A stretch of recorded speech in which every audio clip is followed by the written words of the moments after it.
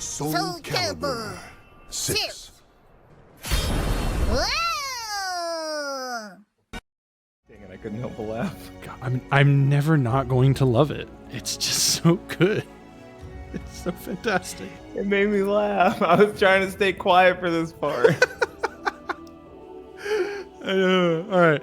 Hello and welcome everyone to Wednesday Night Fights. My name is Bigpapachunk. I am the one who hosts this shindig, and with me right now is the one and only Beanie Thuggish. Howdy doody, everybody. It's time for Win and Freak Out. Week 26 for 2025. It's not as bad when I know it's coming. That's what she said. Ayo. Anyway, how are we doing tonight? I'm not bad. I'm trying to change my gym workout routine to be a little bit actually more intensive, so I actually can like burn more fat and shit. So I'm starting it off easy, which is not too bad. Saw my doctor on Tuesday. He said I was very healthy, so I'm happy about that. Health and gains. Hell yeah, that's what we love to hear. Yeah, I am in my 30s. I am trying. I need to try. I'm about to be over the hump. In a month, I'm 30. Oh no. Shit. No shit. Yep. It's gonna be absolutely nut changing at all. It's staring me in the face, and I'm like, I think I'm ready. It's literally just nothing. You're just like, oh, okay, the number's just different. That's about it. But yeah.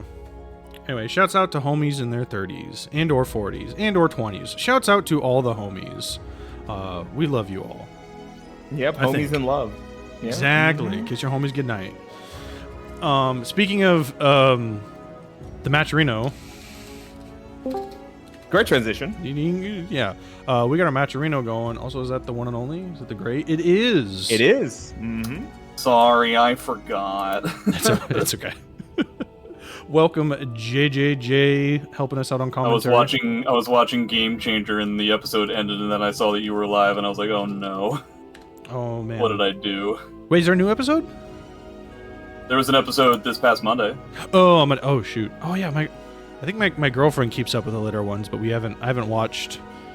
I think the last one I watched was like there was like 3 stand-up comedians, and they did like stand-up, like the crowd had T-shirts on. A little bit earlier in the season, yeah. Yeah, I think that was the last one I saw, but yeah, that show is amazing. I love it.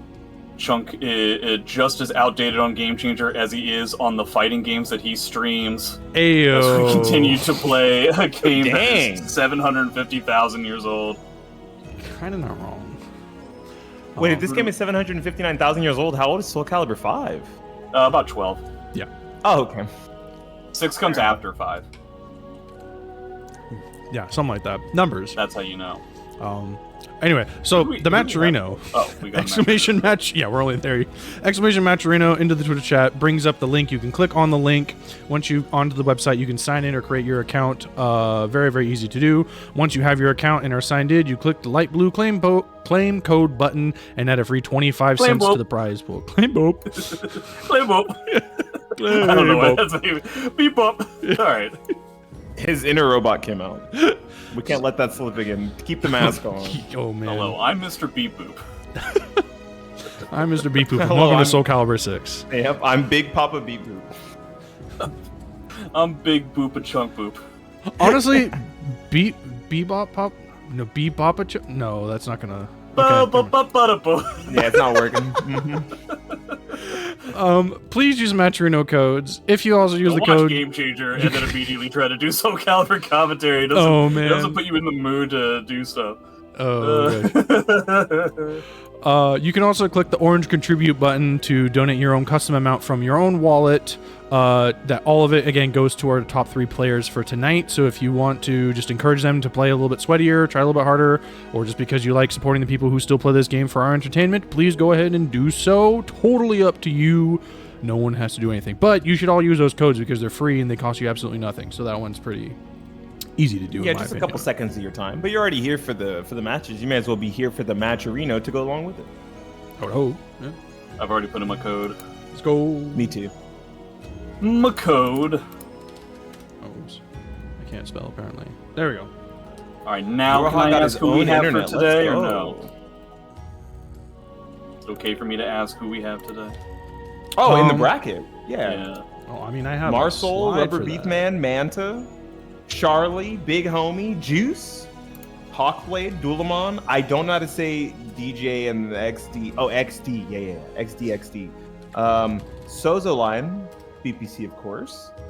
Yorha, and Shinobix. Oh, I'm gonna have to do one of those things like I used to do with Konmai, where I have to do commentary while somebody who is in the commentary chat is currently playing. That might be difficult for me. I mean, I could deafen if you'd like. Totally. I mean, this is your show. You get to do whatever. If they have any problems with me coaching you, then I like to them. explicitly mention whenever BPC misses punishes. But not coaching wise, just But like, oh, if he I do missed the that, punish then there, but how am not I say the even gonna number. have time to talk about anything else? I was gonna say that's like half my Gee gameplay. whiz, dude. Half. Oh my god, you're getting roasted. When am I not? Let's be real. I don't know if you guys know this. RuberBeefMan He hides all the meat under the beard. Ruber is in the bracket, and you guys are going to potentially see a special guest character, surprise character from Ruber. Ew. Oh, is he learning someone new? Okay, Maybe. that's the lore. Maybe not. I'll give you 3 guesses to figure out who it is. Welcome to the Cervantes? history retold. Which one are you guys going with? Hwang or Cervantes? Cervantes. I like Cervantes? this idea better. Is that what you're going with? Yep. Yes, it is not. Oh, okay. This is the worst game show host ever. I don't like this guy. Well, that's You rude can't hit to him with say. the yes. You've not won a prize. You suck. You can't. Yeah, well, at least I get my block punishes. Oh wait, we were making fun of Chunk for that, so that doesn't really. That doesn't I really work if 6K I'm- everything. I don't get great block punishes, but I make sure it's at least 6K. I'm a big fan of putting the purple stuff on them. Doesn't that whiff sometimes though? Yeah, unfortunately. That's why I always went with AA. Who are we seeing up first? Dulaman None of and djayXkdyss. I just said So do we real know fast. who that is? Is that supposed to be one of those people who changes their name all the time? No clue. Okay. Oh, I mean, we may find out. And then Dulaman plays Hwang, or he's playing somebody else? It's been Hwang mostly still lately. It's been. Yeah. Hwang versus random character. I guess it all depends on if the I- person is I familiar think enough with Hwang. I watched djayXkdyss play last week or the week before, but not versus any Palmarus. So I should remember the character that he's on, but I can't off the top of my head. Oh, okay. Never mind. Somebody named Mahjong1 in the stream saying that this is the best 3D game on Steam. Meanwhile, his name is referencing the best game on Steam, Mahjong. Mahjong's on Steam? Hold on. Yeah. I gotta buy that. Okay, he's going with Astaroth. I've seen. seen Dulaman play Astaroth a little bit. I wasn't aware if it was up to tournament ship shape, but I guess we'll find out. Oh, it's only $1? This is value. Like the wind. Yeah. I mean, technically speaking, you can just play it for free on a browser too. Yeah, but like Steam, you know. Okay, so it's Yeah. gonna be Talim versus Astaroth. A battle Boy, of talk about a polarizing matchup. yeah, I was like a battle of getting in or getting kept out. Also a battle of just like 1,000 tiny hits versus one big one. So it's up to Dulaman. Well, I guess it's kind of up to the characters to figure out which one is going to be dictating the pace. Chances are, Talim is going to be the one who's going to be doing that, but as is the Yeah, case it's with a every lot of- Astaroth matchup, if you are correct about 3 things in a round, then you'll be A-okay. Maybe even like a little more usually now, unfortunately, right? Because usually most Not of when you the get time- hits like that. Yeah, with keeping out a character like Talim, you want to go for like some of the smaller things, like the 4As and the 6As and the 5BAs, right? Okay, well I got proven wrong. It was exactly 3 hits, just like JJJ called. Victory Yeah. will not come easily. Right, bigger hits here to keep out DJ, but I do think that the pace is now currently being set by Dulaman, right? Like these back steps really big here, forcing out options from DJ and immediately taking advantage of every mistake being made. Yeah, I mean, DJ is really just heavily committing to things like GIs and REs very, very quickly. He's even going into RE in order to go into a stance when he can just do it without sacrificing his guard gauge. And sacrificing a little bit of meter as well, I believe, right? Doesn't the RE cancel cost meter? Yeah, I think you're right, yeah. Oh, RE from that distance and doesn't even get the cancel. It's extremely unfortunate. Are we red guard 100% gauge already. sure that DJ has the correct buttons? This is what it looks like? Okay. This is what it looks like when all of your buttons are multiple button inputs. You know what I mean? Like, I'm not sure that we saw DJ do a single individual K, individual B, or individual A. You know what I mean? Going back into character select, they might have messed up their buttons. Always check your buttons, chat room. Always check your buttons. Yeah, I was under the impression that they did that. Beanie, do you know how to play Mahjong? No, but it's $1. I'll figure it out. I could teach you. How to play Mahjong? Okay, cool. Yeah, it's what I've been playing the most over the past 2 years or so. Mahjong is the game you played the most. I've been playing over the past 2 years. I've been playing the most Magic the Gathering, which is very unfortunate. Yeah, they added that new Final Fantasy set, Arena. Yeah. Okay. I've been looking at it a little bit. I'm always worried, just due to my upbringing back when I used to play Magic competitively, like when I was a kid. I'm always worried about spending money on that type of stuff. You know how Magic. That's why I play Arena. Because I'll never buy something on Arena. I only craft with things I already have. In paper, I have a couple commander decks and whatever. Yeah, but I'll never buy a standard deck ever again, especially because Shieldred is $40 each, and I love black. Okay, here we nice. go. Already getting some wall pressure here. That could have been so much more damage, but I mean, look at this. Okay. Yeah, I think you're supposed to use like the big shotgun move there, right? Yeah. The wind cannon. All right, well. Uh-oh. Speaking of big damage on the wall. Yeah, he could be. First wall splat. Boom. Second wall splat. Unblockable. I don't think you're allowed to get the ring out. Yeah, that's not going to ring out. No, I'm pretty sure I was wrong. Okay, From that range, I'm fairly confident that the B6B will ring out there as well, but clearly he didn't need it. We don't have to worry about that. He was like, I'm going to show you guys something new. I'm putting y'all on game right now. My sidestep doesn't get any sort of a punish. They're going for that 6AA afterwards. From a distance where it doesn't generally hit.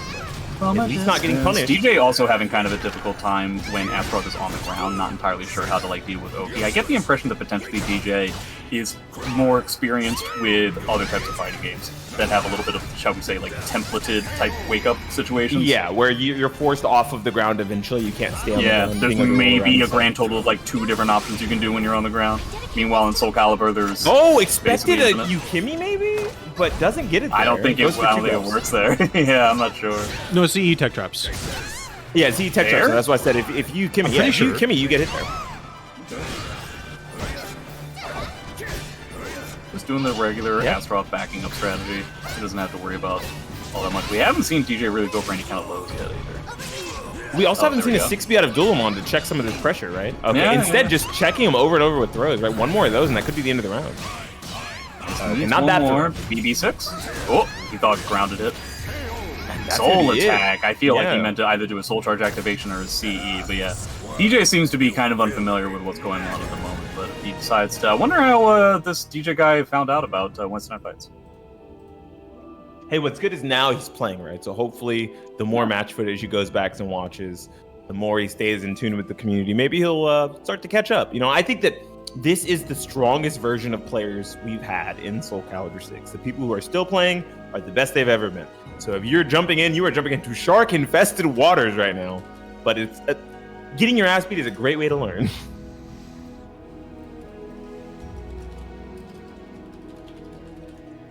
I assume, have you played card games before, Beanie?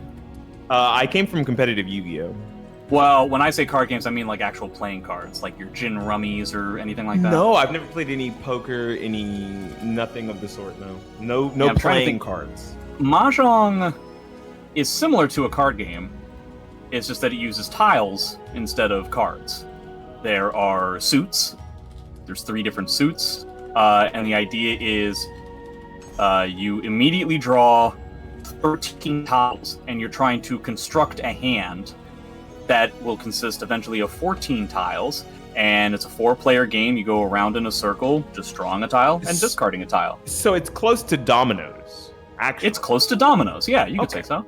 Okay. It's I'm learning from a Mahjong pro here, Chad. Look at that. There are a handful of different types of Mahjong, depending on which kind you get on Steam. Japanese Mahjong is typically the more competitive version. That's the one that I play as well. What is your hour count? I have to know. I play on the browser, I don't play on Steam. Oh, smart. Okay. Yeah, you can't keep track But of like I hours said, to I've know been how many hours you playing. have. I initially learned how to play the game like 10 years ago, and I was playing on some older websites that were in all Japanese for some time, which was very difficult to navigate. My friend just told me, like, yeah, you press this button over there, and that'll get you into a game. I don't know what else the website had to offer me, Don't but press they have anything ones that are a else little because bit I better. don't know what the other buttons Yeah. do. And then I found out about a little over 2 years ago that there is a local, like, meetup, offline meetup, that has Mahjong. That's beast.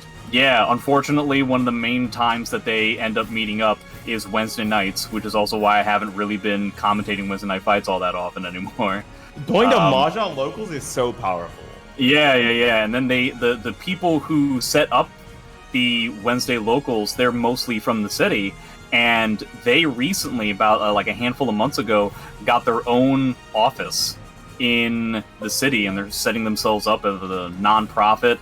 They're getting members, they're getting automatic tables that automatically just, all you have to do is press a button and it'll automatically provide you what your full hand is going to be. Well, those are so in cool a matter to watch. of seconds. I love those. Yeah. But yeah, they've really been, shout outs to the Philly Mahjong group for what they've been doing. Ooh, and now we're going to see BPC versus Shinobigs. Nice. Okay, Kilik versus Sophie. It's really important that either of them, I believe it'll be a matter of whichever one gets the block punishes the most. Yeah, you definitely want to make sure that you're getting stabs. There's a lot of good -16s that you can use versus Kilik at range, but... And minus it's one of 14s for Kilik.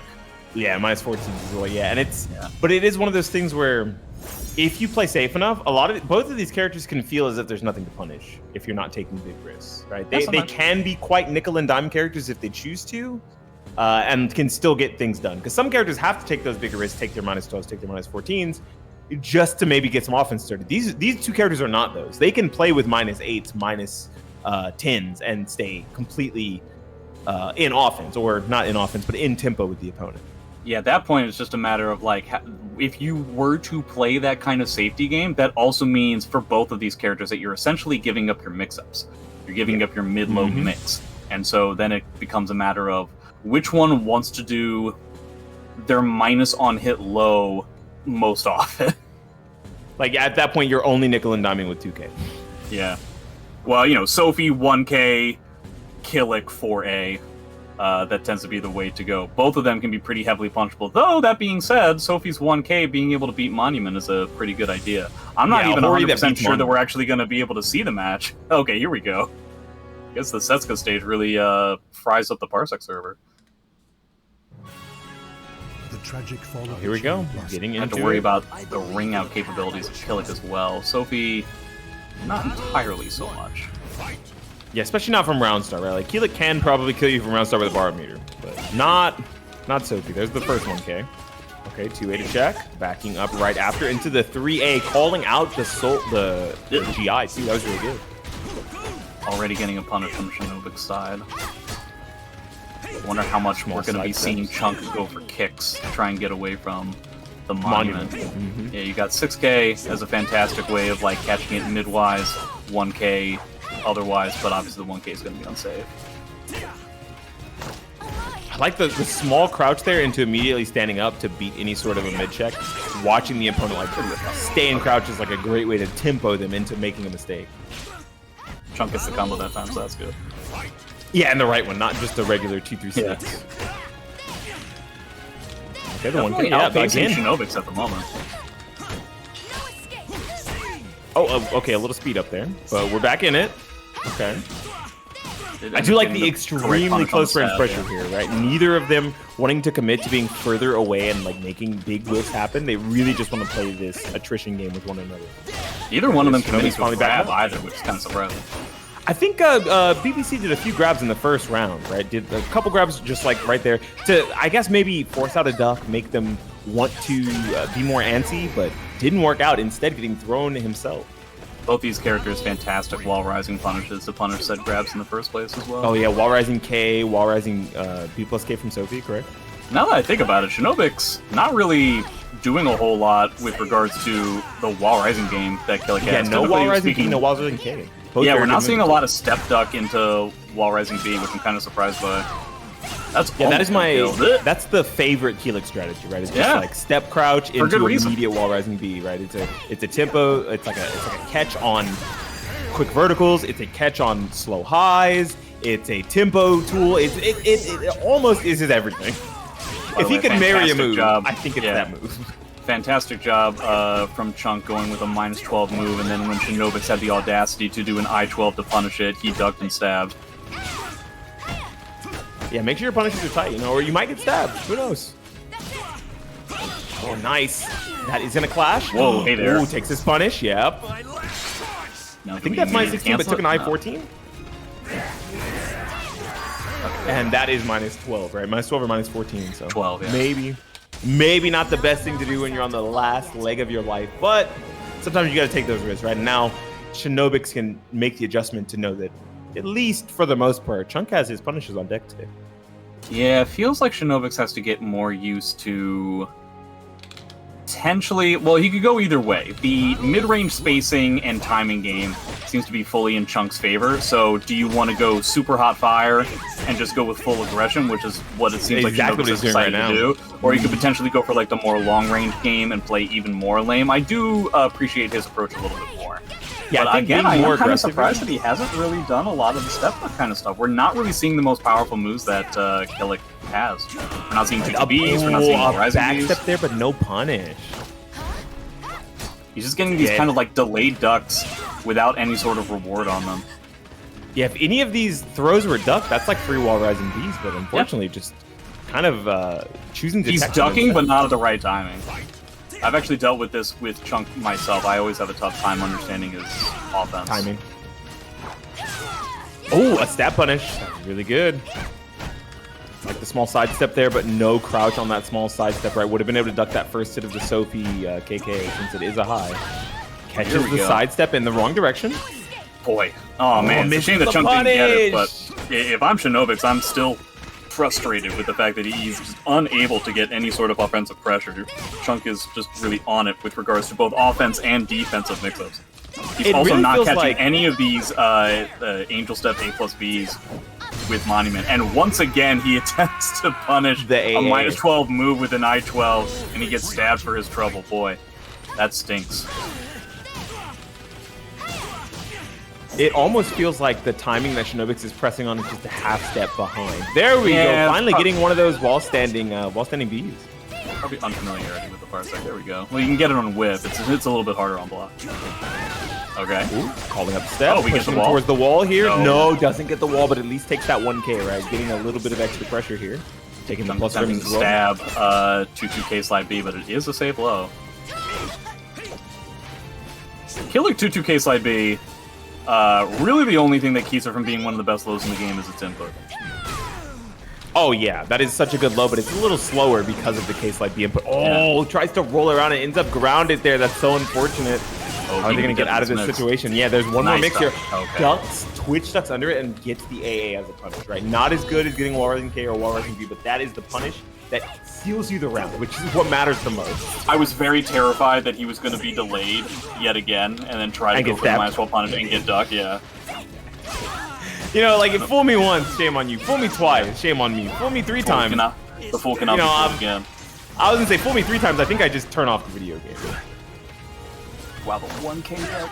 Oh, and he got the forward throw, Break too. forward throw. I can't believe he didn't break forward. Like, most of the time, I'm always thinking of breaking forward. Yeah, when by I'm fighting default, you're Kilik. breaking forward. Yeah, I okay. choose eating back throw every time, unless I'm by the Yeah. ring edge. Okay, taking the wall positioning here and catching the roll with Nice. that. Oh, but still, Chunk able to seal it out with another well-timed stab. The block punishment was the decider for the entire match, for sure. Yeah, a lot of -12s missed on the side of... And a lot of Shinobix. -14s hit for Chunk side. Oh, yeah, very true, very true.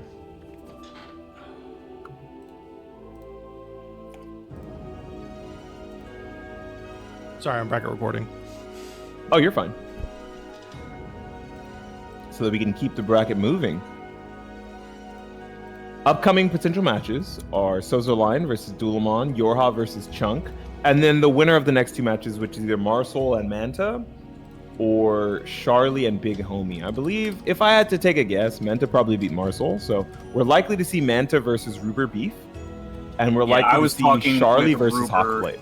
I was talking with Ruber before this, like right before I was showing up, and he was talking about how frustrated he was with the fact that his first match was going to be Manta, considering the fact that, you know, if you're trying to learn how to play a new character, maybe the worst character to deal with, other than maybe Maxi, would be Voldo.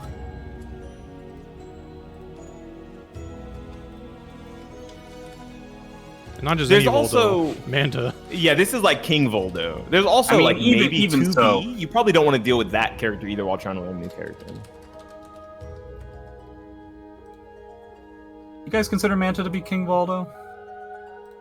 At least here in the West, yeah. Manta is over Manta. Manta is the Voldo I struggle with more than any other Voldo I've ever played in my life. Which is not saying much, but when I think I've only played 3 Voldos total, maybe.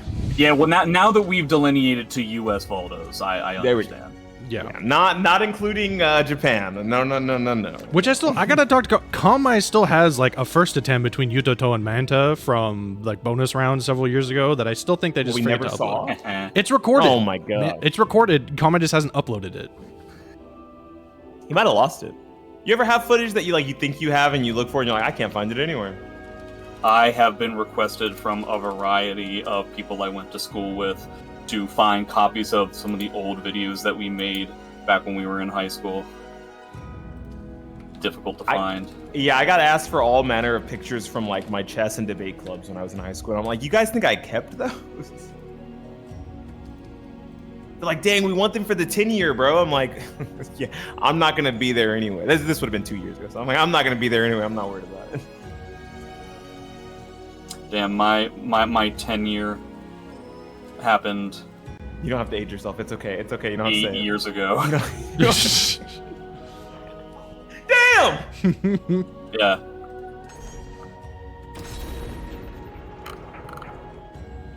Wait, is that even accurate? Yeah, because I'm 29 now, and I graduated at 17. So 2 years ago would have been my 10 year. I've been 27. All right. Yeah, I'm a child. I know.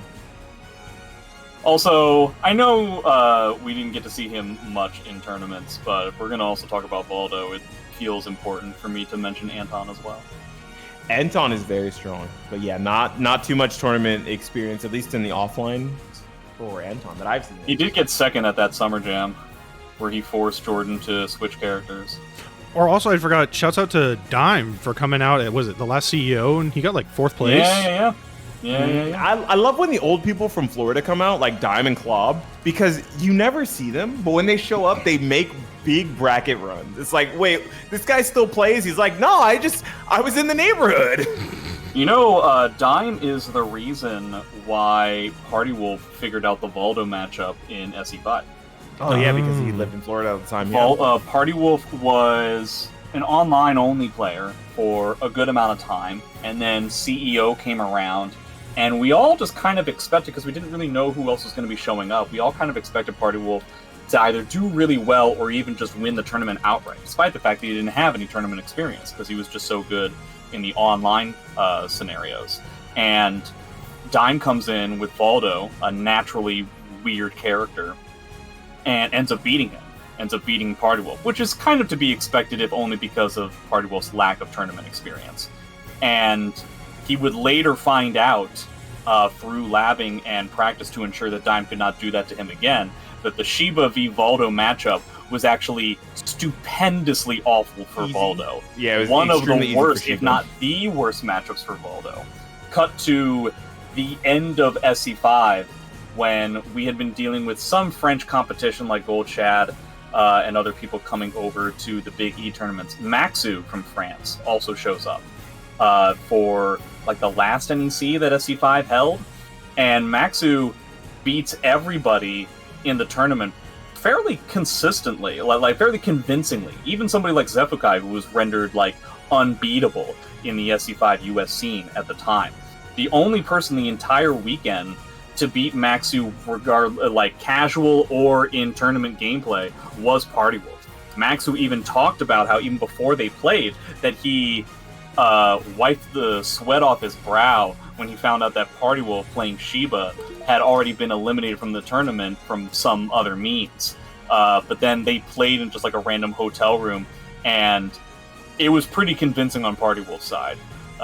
Maxu, definitely one of those types of players where he looks like a master when it's a character matchup that he knows really well, but when it comes to just the generalized understanding of the game and trying to beat a character you don't really know, he kind of falls apart. Alright, is Ruber going to do it? Is he going to play the character that he's Are we going to see practicing? it? Okay, so we know it's not Cervantes. Is this someone boring like Garol? It's Ruber. Every character he plays is boring. Damn, I mean, look, Who's an I didn't say exciting, that. like, name an exciting character, he'll make it boring. Wow, we're backing out of the game. We're not even gonna... That's my favorite OS. Wait, training mode? Yo, a bold strategy. Let's see if it plays out. Let's see how it goes. Welcome to the stage. Oh, okay, right, yeah, Rubber's having some controller issues. Oh, okay. A likely story. Wait, No this longer. is a joke, right? There's no way they're on Yoshimitsu, right? This is a joke? This is just a little jokey joke, right? You want me to answer? Wait a minute now. Wait, oh god, is this gonna be a lot of 3A staggers and 5B? What? Okay, thank god. Oh, I don't know if I like this anymore. No, wait, go back. This might be worse. The entire time I was like, do I tell him or... Wait. Yeah, so here we are. Ruber, continuing his roulette around the most boring characters in the game, has now also chosen the character that is the perfect mixture of boring and bullshit. The double But aren't Bs. you a traditional, like, Siegfried hater? I feel like you're a little biased, right? Like, you're a Siegfried hater, right? I mean, I also, like, hate Nazis. Oh, okay. So does that mean that I'm like, biased against Nazis? Just because they're both German, but I don't think that's comparable. They're comparable in the sense of both of them are objectively correct to hate, and that simply because I am biased does not necessarily mean that I'm wrong either way. Jay, you cracked me. Alright, Manta versus Ruber, Siegfried versus Oh, Voldo. that's unfortunate. Put That at the is so wall much here. damage. That is so much damage. Okay, Voldo actually kind of getting out of a lot of spots, and I think that's dead. Okay, so Ruber has already learned a handful of things, which is that Siegfried does not have the same traditional force blocks that he has on Voldo. Surprise, surprise. He's still not really going to have those types of situations. Those B4s, I think, are really going to kind of kill him as the sets go on. We'll see if Manta decides to kind of roll away from Did you see that call out on the backstep with the AJ? That was really good, right? Yeah. Plus frames. Okay, awkward pressure. Yeah, playing it really close to his chest, but the pressure's working really nice for Manta right now. Playing kind of off tempo, it looks a little bit, right? Like, some of the buttons are like more delayed than you'd expect, even from someone like Manta, and it's probably just because he's so unfamiliar with the way RuberBeef would play a character like Siegfried. He is playing him in the most like traditional kind of way that you would expect Ruber to play a particular character. He looks really Okay, that's not it just yet. He needs one more hit. Yeah, he does need one more hit.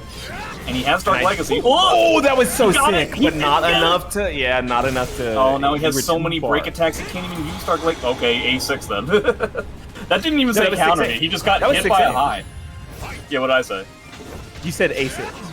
Oh, my bad. I was like, I don't think Siegfried has an A6. Oh, whip, but no punish. Unfortunate. The double 2A. Yeah, just keeping pressure here with the quick twitch stuff mids and lows. Oh, he didn't get his lead order. That's a shame. Well, tiny hits. Tiny hits that leave him crouched so as to get him away from things like AGA and some of the 6As that we're seeing. Yeah, I like that. That's really smart. Not having to deal with some spending of too much Siegfried's time with pressure. highs. I think Ruber needs to get used to throwing out some mids here. Yeah, we need some more Here we 3A, go. some 3A4, sidestep 3-3-Bs, right? A More side of B, that. I think, is going to be the main silver bullet because it's also going to catch Voldo when he's rolling around on the ground. Oh, it is a good tech catch. But, you know, when you when you think about it, depending on what he's doing off the ground, right? If he's immediately trying to go into something like one of these stances, not so powerful, unfortunately. Well, he could have just A slide B there anytime after the first whiff. He just mistimed it. Nope, he can't do it. That's one place where he definitely can't do it. Voldo's still getting out of those kind of force block situations. Ooh, no punish there. Oh, no. Trying to go for 3A, getting caught out of it. Does have 2 bars here. I don't know if he's going to want to spin both, but spinning one doesn't feel so bad when it means you can potentially win this round. Yeah, there goes finds an that opportunity bar. to spend bar. That's so surprising. I like that really spot. difficult too, to do because that it against keeps him Voldo. off of Soul Charge. I mean, it keeps him off of Guard Crush here. That's pretty good. He just gotta walk in a little bit and not get Guard Crushed. The low into the Guard Crush immediately. So, Why did I say it? It was almost like a curse. I do gotta say, assuming I'm not wrong about Voldo, I think that was so funny. So Ruber's in Dark Legacy, right? And then he activates Soul Charge, so he has like a ton of damage, and he really wants to use the bubble to get Manta out of stance, right? But in the place that he was in, Manta has the availability of a very, very fast low, just the 6/6 while you're in that stance, right? But if Voldo turns the other direction, then it's no longer a low, meaning the Dark Legacy is much more powerful. And then Ruber sidestepped so much that he ended up getting Voldo back turned again. Yep. I thought that was really funny. It's interesting to like, when you've been playing the game for a long time or studying the game for a long time, those are the moments that you and I notice, but like regular people would not. Yeah. Oh, I like the reasons why I always bring that kind of stuff up on Commentators. Once again, another step duck. Oh, Manta going crazy. Goes for the GI on a whip. I love it. Dude, it's so crazy that Ruber cannot find an opportunity for Dark Legacy. Oh, the Super Freak as well. Oh my god. That's it. Manta is doing the most to try not to lose that round there. Yeah. He's doing so much, but luckily able to close that out. That seemed extremely stressful. I don't know if I'd have been able to handle another round like that. Manta having a really good time finding these moments where he can go from respecting Dark Legacy constantly to not respecting it at all. And Ruber having a really tough time trying to figure it out. I do appreciate the fact that Ruber is not attempting to use the Dark Legacy bubble all that much. And he's instead trying to use the Dark Legacy bubble for his lethal hits, for full crouch 3KK, stuff like that. Yeah, having Not that necessarily on deck out, as, but I do like an offensive option is also scary. I think it's actually more scary knowing that this character probably has a decent amount of counterplay for something like the bubble itself. Yeah. Oh, wow, the Guard Crush, and that is going to kill him here. I really wish that I was in the other Discord for a second, because I am for sure convinced that Ruber is losing his mind, as I'm 100% convinced that none of these jump Bs were supposed to be jump Bs, and they were supposed to be something else. That one jump B worked out, though, so not something I can really fault. The other ones have super not worked out. Nice on the side step. There's that 3-3B I was talking about earlier. Oh, he didn't do the right combo because he forgot that he had already used one of his wall bounces. Another one, but no. Oh, yeah, no punish on that, and then immediately gets ducked on the throw attempt. Oh, he's out, right? No, still just a little too close. Gonna have to deal with the Voldo pressure. Or not. Yeah, nice. The 3-4 into immediate disrespect with the A slide B. It honestly makes a lot of sense against Voldo specifically. Voldo not exactly like you were to throw something like that out against like Xianghua or Taki, that's going to be really rough, right?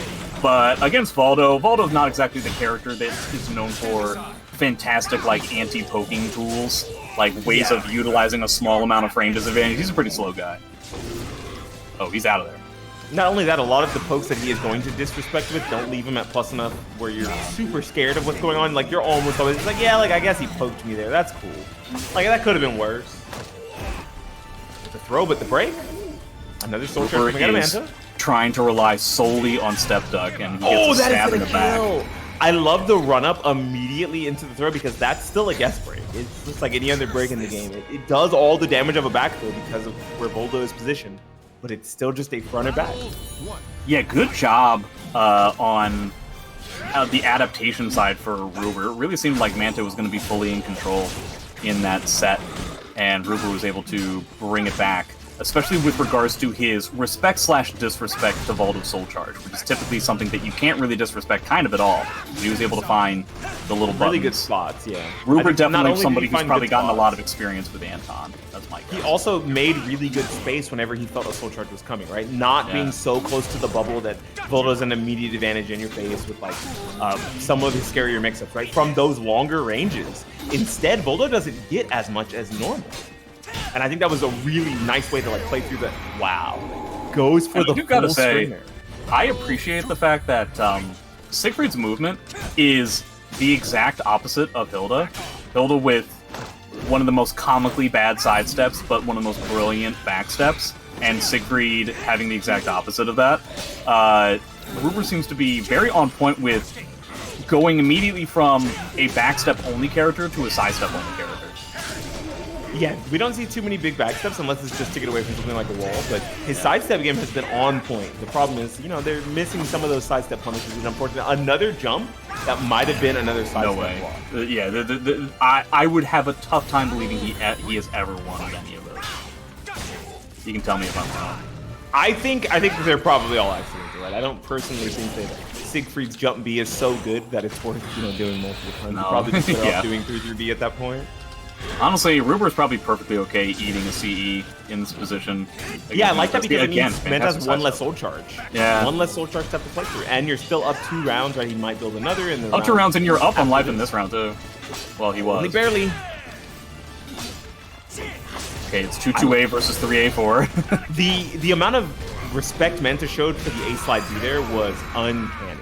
Right? Yeah. He did 3A4, and the last time he did 3A4 on his block into a position where it was kind of frame ambiguous because of the spacing, RuberBeef did A slide B. That time Manta just did a step block right after he blocked the 3A4. He didn't try to challenge, he didn't try to take space, just immediate side step block into the position. I really like that. Manta has turned his entire style into Voldo 2-2A, and you know what? Guys, Voldo 2-2A is a pretty good move. Yeah, it's working for him. Yeah, it kind of works for anybody. That move's kind of crazy.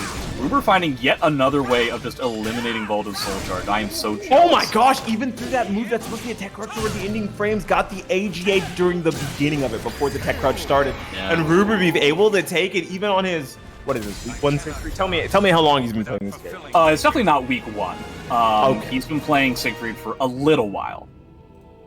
Call it like a month. A month one, okay. Yeah. That is a feat, right? We can't sleep on Ruber, of course, one of the better players here today, but on a character that's not so familiar for himself and, of course, obviously not so familiar for his opponent, did a great job. Yeah, I mean, I think that's kind of just a testament to what you can do when you have a certain level of fundamental Experience strength with the behind you. There's even people I've seen, you know, from not knowing a character to getting an S rank only takes, like, you know, a few weeks. Yeah, I think about how long my first S rank took, and I'm like, I'm really happy for those people. The first one took a while. Every other one after that kind of flew by. You're an edge master though, so you know more about that. Well, it than I. depends I only on have, what like, you were talking about, like what time frame you were talking about trying to get an S rank. Because if you're talking like when the game first came out, that was genuinely very difficult. Oh yeah, because the matchmaking was different. It kept you really matchmaking close was to different. people. You couldn't just endlessly rematch the same person, but Uh-huh. also the amount of points you were getting, like, dude, was so minuscule. You Yeah, I would forgot. watch like Rich Stick stream, and he's attempting, like, he's on A1, and you know at that It's time 5 hours to S. there's virtually like nobody who's at A rank at this point, and so he's sitting there and he's getting matched with C, D, C, B, like over and over again, Getting right? 5 points apiece. Yeah. Oh no! If you win, you get 1. You get 1 point if you Oh, win. okay, so this was like, before the big basically change. from like, unless you were fighting A3 B or or higher as an A1, you were not getting any kind of points. Meanwhile, if you lost, you lost losing 50. No, you lost 500. Ah, that's terrifying, man. I don't remember it being yeah. that bad. It might have been, but it's been a long time. Because I remember there was 2 algorithms. Because that's the amount of after points that the D rank stands to gain. That's how many Yeah. points you typically get. Like those. There was like, 2 algorithms after that. One was really piss poor because they had the infinite rematch, right? They had deathmatch, and it didn't matter what your rank was. The lowest amount of points you could get was 50, I believe, or 10. So you would just like farm G ranks and sprouts and F ranks for like 10 or 15 points at a time. And then there was another one that was even worse than that, where you'd get 50 points at the minimum. It didn't matter what your rank was. So I'm glad that changed, but I don't know if that was in the right direction. Nowadays, it's pretty easy to get an S rank. Yeah, especially once you have 1, you start at what, C rank, correct? You start at D1. Is it D1 or C5? I thought it was C5. It's D1. Okay. And once again, Edge Master right here in the. It's also just the matter that, like, you know, you can lose. It's really tough to lose a lot of points. The only time that you stand to lose and or Is gain exact a ton rank? of points, Yeah. exact rank or ranks that are at most 2 away from you. So, like, you can lose a chunk of points that's significant if you're an A1 and you lose to like an A3. then you're losing like I remember like that. 150 or something like that. One rank away, you're looking at 380, and then same rank, you're looking at It's 650. 600? Yep. 650, yeah. 650? Oh god, I thought it was 600. Okay, I remember that now. Watch all of those So- numbers were wrong. Well, what is I don't remember. Oh, is he out? I think he's alive. Wow. Oh no! I gotta a stop cheap thinking dumb people are character. And alive you when know they're what? playing against Astaroth. Shows Souzou right. Cry me a river, Yoshimitsu player. I don't want to hear any complaining from you about Yeah, especially back on turn this ring stage, up. on a no-wall stage, Yeah. or basically no-wall stage. This is Yoshi's paradise right now. That's totally There's only on you. one little tiny wall over there. Yeah, but that being said, it's so big. Honestly, I would argue this is probably one of, if not the worst Yoshi stage in the game, which is really saying something, as virtually all stages are good for Yoshi. Yeah, I was gonna say the worst Yoshi stage is still a great stage for Yoshi because Yoshi. Yeah, it's like it's either this stage or the castle stage. I would say are the worst for him. I guess there is the problem with this stage where you can just get rung out sometimes while trying to pressure, and you have to give up space like this, right? On the castle Man, stage, it's like, oh, I take a wall combo maybe. Yeah, man, such poetic justice to see Souzou have to work so hard to get Astaroth to the corner, realizing he's And then get back backstep ring out, away. and then just immediately eliminate his own pressure because he realizes just how I dumb love this game stage can be. positioning. Hey, at least it's not as dumb as older calibers, right? For as much funny as SoulCalibur 6 makes, because like reverse ring out's rampant, especially for some of these characters. Yeah, reverse ringouts in SC6 I think are the strongest reverse ringouts I've ever been. We've ever seen in SoulCalibur, for sure. But think about like old baseball slides where you would start the jump, and because you started the jump too close to the opponent, you would actually just go past it. Or like slide through the wrong axis. I think the fact that that was the case for every character, it felt okay. Okay. Nowadays, when Yoshi's like kind of the only one who can pull off this kind of stuff, it feels more selective. Who's gonna be the first person to soul was charge? such I a feel like it good- has to be Dulaman. Man, Dulaman playing this so lame. It's crazy. He doesn't get a punish. It'd feel better if Dulaman waited until he got 2 bars first. There we go. I was gonna say, I think you wait until you get 2 bars immediately, and then you soul charge, so you have the 1 to immediately play through. But we were both wrong. It looks like Sozo's first to soul I can't charge. believe he did that. That is not what he What wanted. was the He dies read? because of it. No, he doesn't. No, die. he's alive. He's alive. You just gotta well, hold sort another of. mix. You hold one more mix here if he decides to use No. the. It had to be a was soul a charge. There's bad- no way that CE was. Yeah, I was like, that was a bad CE doesn't even kill here. It does give good Oki though, so I think using it's Wait, not bad. is he It's dead? not bad. This Is is he good actually Oki. dead? I think he's dead. Oh, he is dead. It's Yeah, he's yellow. dead from that. Yeah, He he's died. dead. You know what? I'm actually gonna blame Souzou for that. He saw it After rip the once, first right? one, So standing after the there. first one whiffs, and you still are just gonna like stand in front of Astaroth, like, that's kind of on you, man. He couldn't have made it more obvious that that's what he was looking Welcome to for. the stage of history retold. Oh, and now we get an Exciting all-wall change stage, stages. the small one. Yeah, too. now this sucks. Now this sucks for Astaroth. I can't wait to get wall comboed for half my life. This is gonna be Yeah. great. Off of like a jump kick. Ooh, wow, fantastic blocking pump. Oh, Yeah, nice. so- The spacing good enough that he didn't get hit by 4KB there. That was awesome. Good stuff from Yeah. Dulaman. Yeah, Dulaman is really playing this kind of crazy. Souzou, I think, really just kind of needs to turn up the heat. Very similar to that Shinovix match that we saw earlier. Yeah, normally we see Sozo play, more crazy and a lot more aggressive, but giving a lot of respect to Dulaman's offense, and it's been letting Dulaman continue to play this like strong long-range defensive game. Here we go. Oh, I love the one BA there. That was a really good. It's fantastic round under. It's one of the better ones. That second hit, it really makes you reconsider if you want to try to punish the first one. And continuing to playing so small, so slow. Oh, no punish though. That is Yeah. minus 16 again. What is he going for there? I don't believe that his 6B is 16 frames, is it? No, it's like Yeah, it's 20. I-20. Yeah. What did he wake up with? He needs either like a 3K. I guess best would be 66B. I guess that's what he's going for, right? 66B Oh, makes there we no go. sense. That's it. Boy. Damage. No, just immediately mash. Well, Yeah, it you looked have like to he just was wake up going- mash. But you could also wake up Soul Charge there, especially because you had the Yeah, bar, you but can- I don't know if it feels good to spin the Soul Charge right there, right? Your round's probably As already almost Astaroth, over. I think it's okay. Because you can Hit spend grounded. the bar like whenever you want.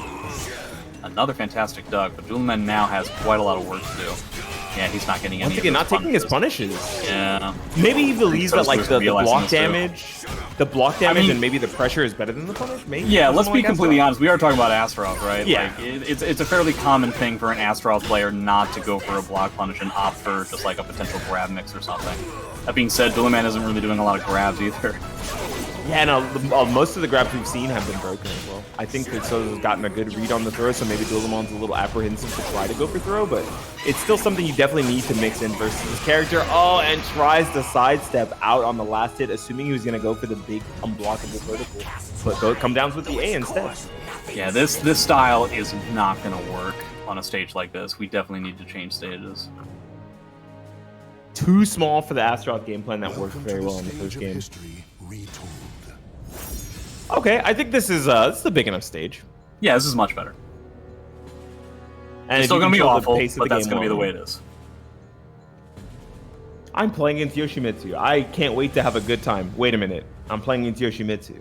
Never mind. But the main problem, frankly, isn't the stage, it's the block punishes. Souzou, I think, has gleaned that Dulaman isn't getting the appropriate block punishes on some of these strings, and that's going to be a really big deal. Not getting, because 6-6B, don't get me wrong, it's not the most fantastic I-16 punish in the world. In fact, I guess it's kind of the worst, one of the worst. Pretty bad.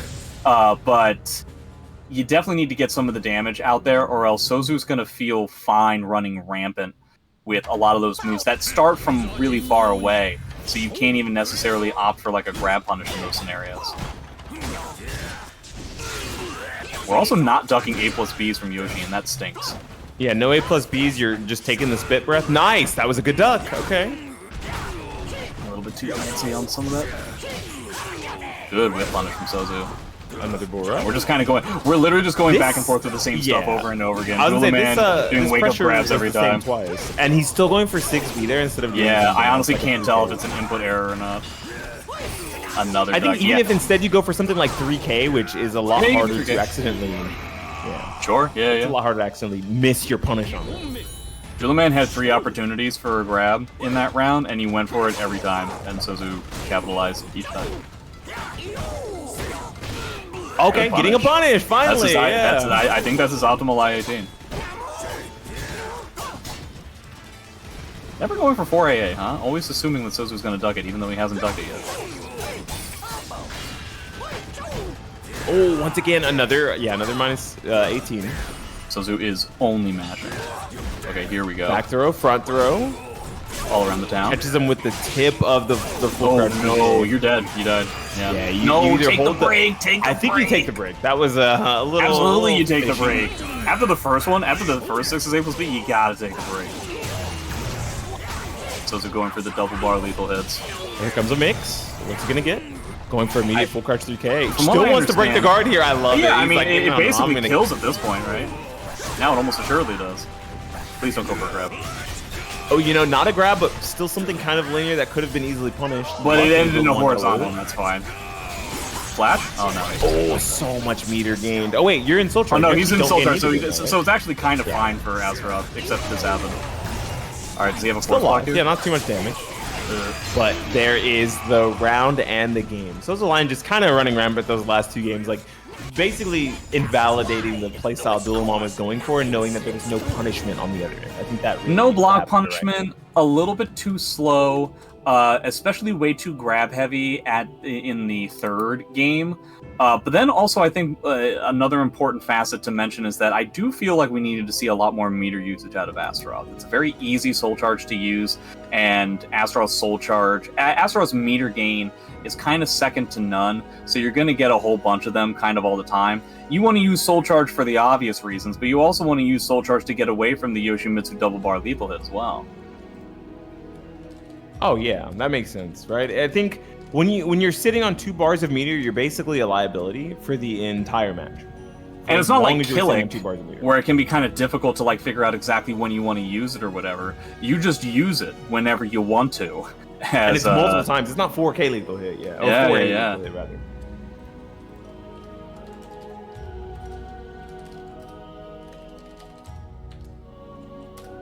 You know what we haven't done in a while? We haven't shielded What the haven't we done in a while? Oh, okay. We haven't shielded the Matcherino. Currently sitting at $11.50 with 24 codes remaining.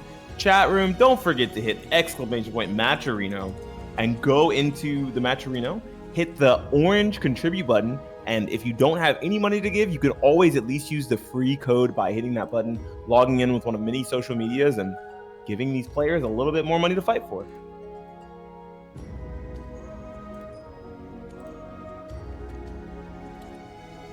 I think we've even had some direct contributions that we should shout out. No, not, well, I don't see any. Hold on. I could be wrong. It was just the one, just Palm Trees. Shouts out for the $5. The homie, giving the usual. Always appreciate it. Chunk! You weren't going to talk about how you beat Gold Yorha? I mean, it says right there. You weren't going to talk about it? Can you? Well, okay. I mean, number one, me. you're in the middle of commentary, so I didn't want to like interrupt your flow and do all that stuff. And oh, you've done that before. You don't care. What are you talking about? I didn't want to. Don't try to. But, you're in winter semifinals of Wednesday Night Fights. Yeah. I think that's farther than I've ever gotten.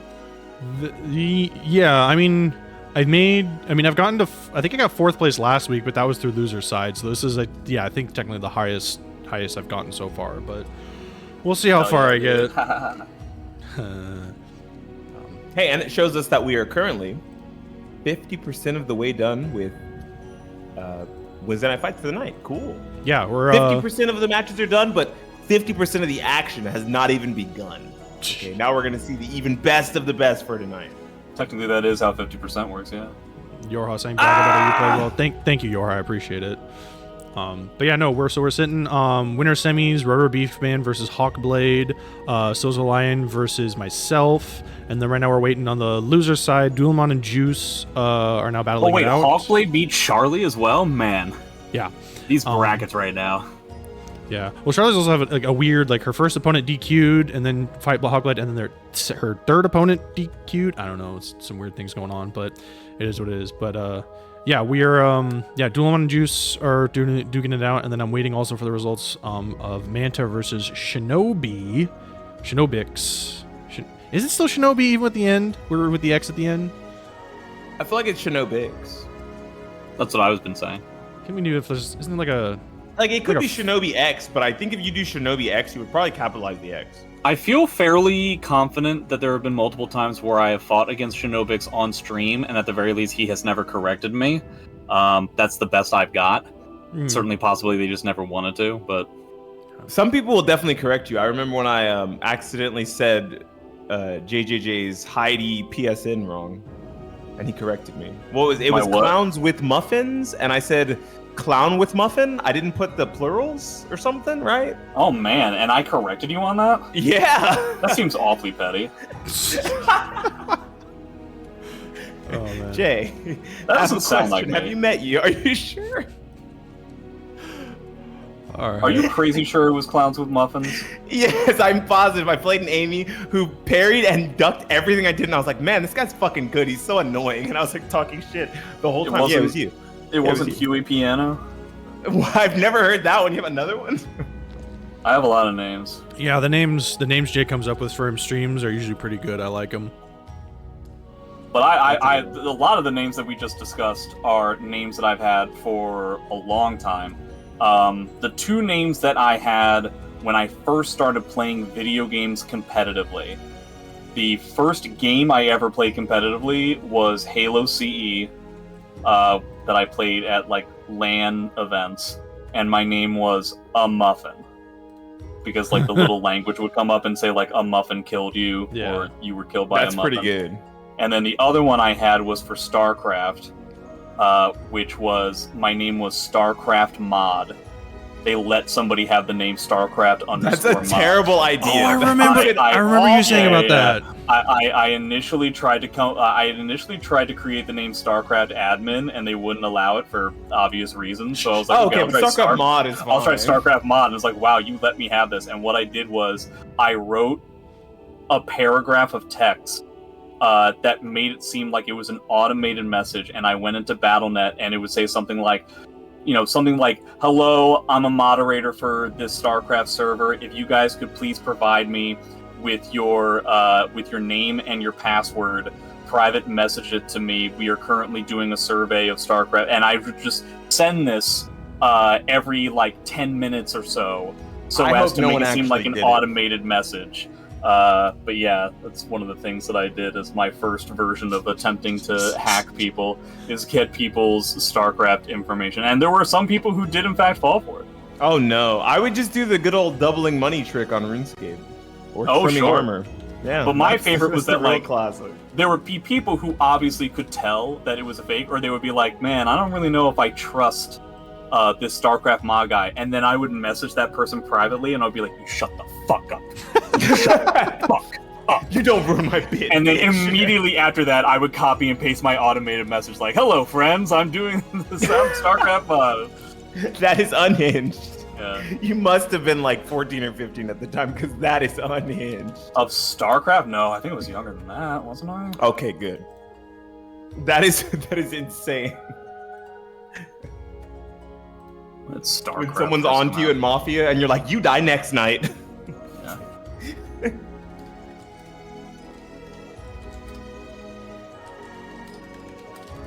Who are we gonna have coming up next?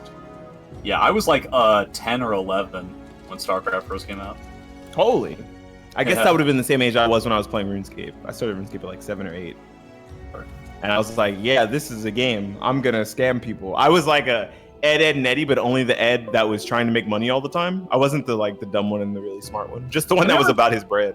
I never played RuneScape. I don't really know much about it. I know there was such a thing as like the I'm trying to remember the name. It was like the Balador Massacre, where like Balador Massacre. Yeah, it was a bug. Like, it was a glitch. Yeah, somebody figured out how to like attack people in game, or like in places where you were not supposed to be able to be attacked. He had his PvP flag checked still in the regular world because he left a fight inside of a player-owned house, like through some weird teleport that wasn't properly coded. So he kept the check for PvP, but couldn't be attacked because the other players didn't have the check for PvP. It was only one guy. So it's weird that they call it a massacre. Yeah, he killed a lot of people, but it wasn't like I guess that's kind of how the Nazis did it. They killed a bunch of people. It was just like one group of people. Yeah, I guess that's fair. Yeah, I feel like they did other stuff too.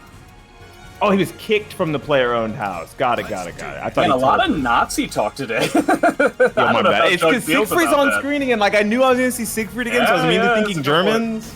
Yeah. If Chunk wants to mention, like, hey, not so much with that kind of talk, it's a perfectly valid opinion, and I will stop. No, man, fuck Nazis. It was not my intention. It's not why I came on here. No, fuck Nazis. I mean, I do have blonde hair and blue eyes, but fuck Nazis. Yeah. Okay, so Siegfried versus Hwang. It's Hwang, so obviously I have no idea what this matchup is like. We would have to talk about Boom, and I think it's just going to be another mid-range spacing game. Ruber, I think, knows Hwang, like a lot of us, knows him enough. We know that, like, you know, he does this and he does that, but, like, does he actually have, like, a distinct understanding of what to do regardless of character? I don't know. Yeah, because it looks like Hawkblade has at least some decent ideas in the matchup so far, trying to go for that backsway there with the jumping attack, going for a lot of 3A and nice, like, side steps, things to even chase B slide A, right? He had B slide A and then tried to use, I think it was 6-6B to chase it. That was really smart. Yeah. Is Hwang's 3A the worst 3A? No, Maxi 3A, but it's close. I think it's Maxi 3A. I would say Maxi and Voldo 3A are pretty bad, but Hwang's 3A is really awful. Oh, he could have gotten a ring out there. He wasn't ready. He could have gotten the wall rising B into the KK. I like the side swap throw there, right? Putting himself back towards center stage. Oh, unfortunate. Oh, he's not dead. Gonna take a lot of damage. That might be not dead. No, I forgot that not dead. Oh, he gets the dead trap too. That is so much damage, and he's dead. No, he's not dead. He got the wrong wall. The angle. That was a good angle. Nobody could have gotten the wall rising B into the KK for a ring out yet again. Oh, for an immediate ring out. Yeah. Yeah, he had double. Oh, the Hwang soul charge. Underrated. Check. That was really smart from Ruber, not allowing him to just party next to him. Hwang's soul charge, I think, is underrated. I don't really respect its ability to get in, but once it does get in, it's got a lot of good stuff. It's got a lot of fantastic mid strings, an unseeable low that goes into a full string, an unbreakable grab, and plus frames galore. Like lots of plus frames that make you have to respect things. Oh, -1 here. I wonder if he's gonna use more talismans or just hold the -1. Ruber, also speaking of just having to hold stuff, Ruber now has to deal with Hwang 3B because he attempted to punish it once and got diddly squat, and then Yeah, he's not going to be able to punish this thing at all. I mean, it's not like Siegfried really gets any kind of punish. He gets like 12? stand kick. Yes, okay. 12. So it's not like it's going to be like a huge thing either, but I know that kind of stuff grinds Ruber's gears. Yeah, not being able to get real punishes on certain things feels awful. Say that 3 times fast. Not being able to punish things feels really awful. We are going for strings Not being able to punish things feels really awful. Yeah, I think getting stringed up by Hwang specifically is one of the worst feelings. You're like, when does it end and where can I press? I actually don't know. I've labbed it 5 times. I can't figure it out. Help. Oh, the anti-soul charge, the devastation. Doesn't get the full combo though. Oh no. Oh, Ruber sucks. Doesn't suck enough though. Look at that. Yep, getting he finally gets the sidestep 3B when it doesn't win him the round. It just gets him a bit of damage. He catches the Dark Legacy. He doesn't get the full combo. Oh, and tries to backstep, getting caught out by the A+B. I'm so surprised he would go for backstep there. Ruber I think there was enough space that you really don't have to deal with the kick from that range or the vertical. Yeah, right? So he just wanted to like try to get like a full whip punish. Because obviously if he just like backsteps it, then you can get like a full 3B punish if he tries to go for it. Yeah, it's tough to say. Ruber once again proving that even if you play terribly with Siegfried, you can still win. Oh my lord. Not getting a punish on the B6, though that's a pretty common occurrence as well. It's always very frustrating to deal with Siegfried B6. I like the 2A check there, right? After 2+ frame attempts immediately, most of Siegfried's will go for something like a 6A or an AGA, right? And calling that out immediately, Hawkblade using that 2A, but still down in life and soul. Yeah, Ruber's not even really using base hold all that much, so you don't have to worry too much. Is that death? Oh, nice, good block, but no punish. Unfortunately, you're good while standing K. Honestly, you know what's honestly probably not that bad against Siegfried? You're mine. Hwang 1A.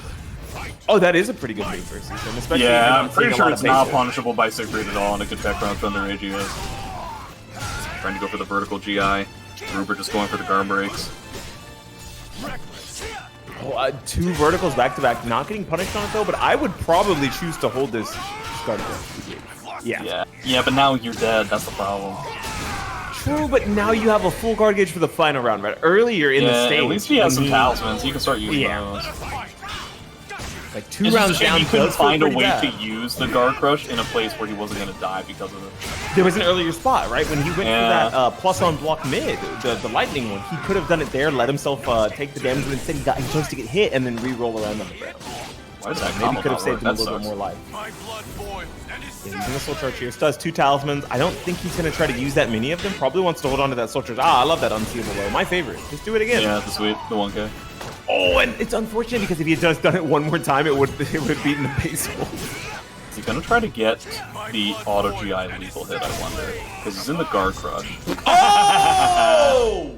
Yeah. Second Siegfried player I've seen in like 2 weeks just like let a raw super live as someone. It's a safe CE.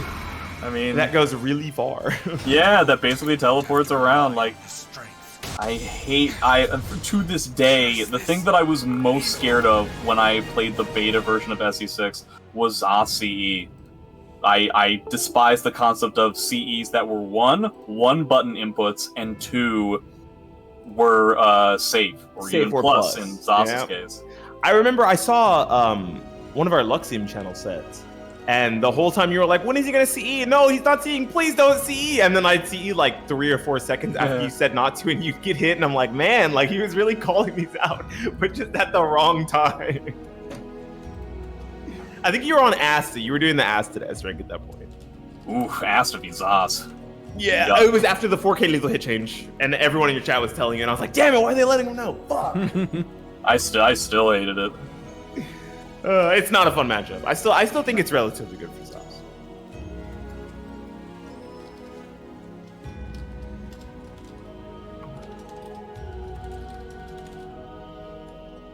That was our first winner semi-side. The other one is, Souza versus BPC. BPC, what is your strategy going in against Yoshimitsu? Guess right. That's a good strategy. Shit. When I guess wrong, I lose to Yoshi. I mean, it is important to note that it isn't. It's not because I'm not sure it constitutes a strategy. Guessing right? You just hit the casino, brother. What do you mean? I think that's just something you either do or you don't. I don't really know if it's something that you can angle, like you can focus more on it or focus less on it.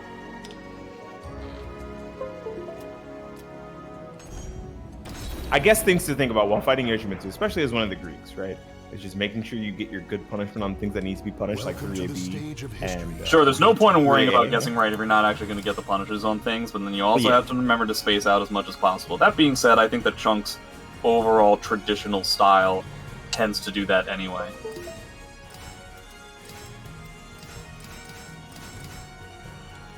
Oh, that is not the Parsec screen.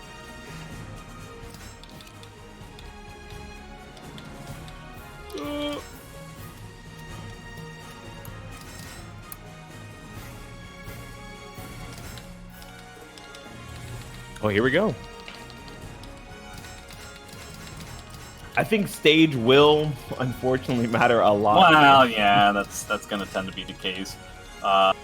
Less ring outs for Sophie. Honestly, comparing wall combos with Yoshimitsu, Sophie actually does pretty well. Comparable damage. So you probably want walled off stages. The castle stage would probably be unbelievably the best stage that Chunk could get in a situation like this. Right, a lot of space to work with, good amounts of... the forest is really not as bad for Sophie as it is for other characters. Yeah, I think another thing about her wall combos is because they have inherent lethal hits in them, or usually start off of lethal hits, most of the time it is extremely easy to out-meter gain Yoshimitsu when it comes to wall combos. This is a pretty bad stage. Damn. I guess it could be worse.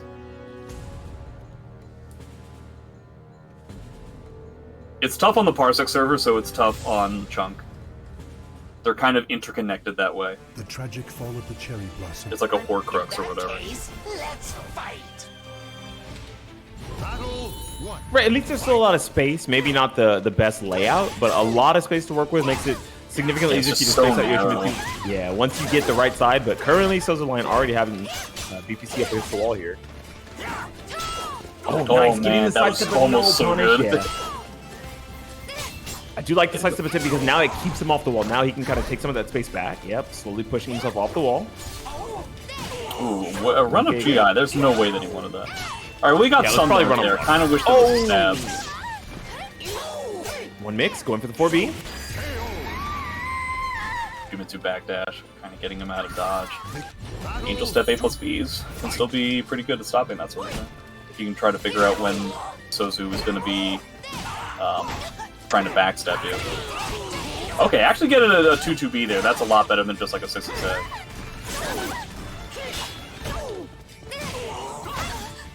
The 1Ks are generally where most of the damage is coming from in this damage race. Yeah, the problem is that really sucks, right? Because then you're just like giving up your turn to Yoshimitsu in his face. Like, yeah, you're in the perfect range for him to mix the shit out of you. That is going to take that round, though. Really good stuff on that 2-2B. Yeah, the 2-2Bs have been all correct. He's gotten, Chunk has gotten fantastic sidestep here. There we go. I was really hoping we were going to get to see that. A good duck from Souzou. Yeah, not too much damage, though. Luckily, it's about the same amount of damage that BPC had already put on the board, so staying relatively even here. Nice punish. And then immediately taking the turn. Could have gotten a stab, but I like that a lot because what you're doing is like using a whole lot of 1K. That doesn't even look. It looks like he just ducked. I really feel like Soul Charge was the option there. Using a lot of 1K makes your opponent like want to take their turn back instantly a lot of times, like not delay pressure. And if you don't delay pressure, you're susceptible to those moments where sometimes your opponent will just auto re-GI as soon as they finish their play. I'm surprised that Souzou hasn't even attempted to really block 1Ks in neutral all that much. We could be getting, like, seems to be a lot of what Chunk is focusing on in terms of pressure, and he's not really going for it like that at all. I like the idea of it mostly being considered chip damage, right? If you know you can win the damage race, it's kind of not worth the risk of potentially eating like one of the mids that's gonna leave BPC plus on hit, right? Like if you eat something like a 3A, they're thinking about 1K and not actually reacting to it, just kind of trying to guess the low. Then you end up in a situation where you're significantly more minus than if you just ate it and take your turn back. It is anyone. Battle one. Fight. 4B, yeah. Oh, nice. The sidestep, but no punish on that. I do like the stab on the flip card 3K immediately. I just realized Chunk decided to keep the stage. That's kind of surprising. Like, at least it's long. I think if you reroll, you could end It up has with a stage a that's wall. even shorter. Yeah. Yeah, but again, you know, it doesn't necessarily mean, like, even a short stage, if it has walls, is kind of okay. Decent damage. Oh, boy. Pushing towards the wall here. Yep. Alright, this is where Sophie shines. Oh. Yeah, he had it there. No, that's not fun. I love that. That Wow, was the smart 2-2-B, catching the that's delay up on threading the that. needle, that's crazy. Battle 2. Fight. Oh man, he could've gone the stab there. Ah, that's not what he wanted. Yeah, it was definitely supposed to be a stab. Chunk is making some of these Another good good reads, 2-2-B. but unfortunately he's not getting like the full amount of damage that he's getting in some of these spots. 2-2-B attempt. Yep, unfortunate. Oh, you just Still went alive, out. though. Oh, you could have gone out. Chunk needs to respect these ring out positions a little bit more. Not going for 2-2-B that time. I like that Souza was like, you know what, maybe I should just like not try to mix here. He just hit me 2 times with 2-2-B for attempting the mix. Oh, a good flash duck on the side of it. That's a classic Souzou duck. Souzou is particularly out of most of the pool nowadays is incredibly strong at that type of thing. But if you think about it, Chunk has been getting damage out of those flash ducks as well. He's getting a lot of 60 hits as well. And the damage disparity on 60p versus something like a 4KB on a flash duck is pretty heavy, just like that. It's pretty heavy damage difference. I can't wait for him to get wrung out. Yeah, I would get out of there. I'm scramming, dude. I'm skipping oops to that, man. I don't want to be here. Okay. I get the impression Souzou's gonna try to fish for double bar lethal hits. Yeah. Yeah, or immediate. That was the first Yeah. thought in his head. But I think when you're Sophie, Wow, you he's don't gonna be so just good want to. You don't just want to, you know, soul charge. You really want to soul attack. He's had a lot of opportunities for soul attack. I kind of wish that he'd used one of them when it was gonna hit rather than like on block. The block, waiting out the full punish. Oh my gosh, the last hit. Why does that last so long? It's a fucking string. I think he tried to auto GI. That's my guess.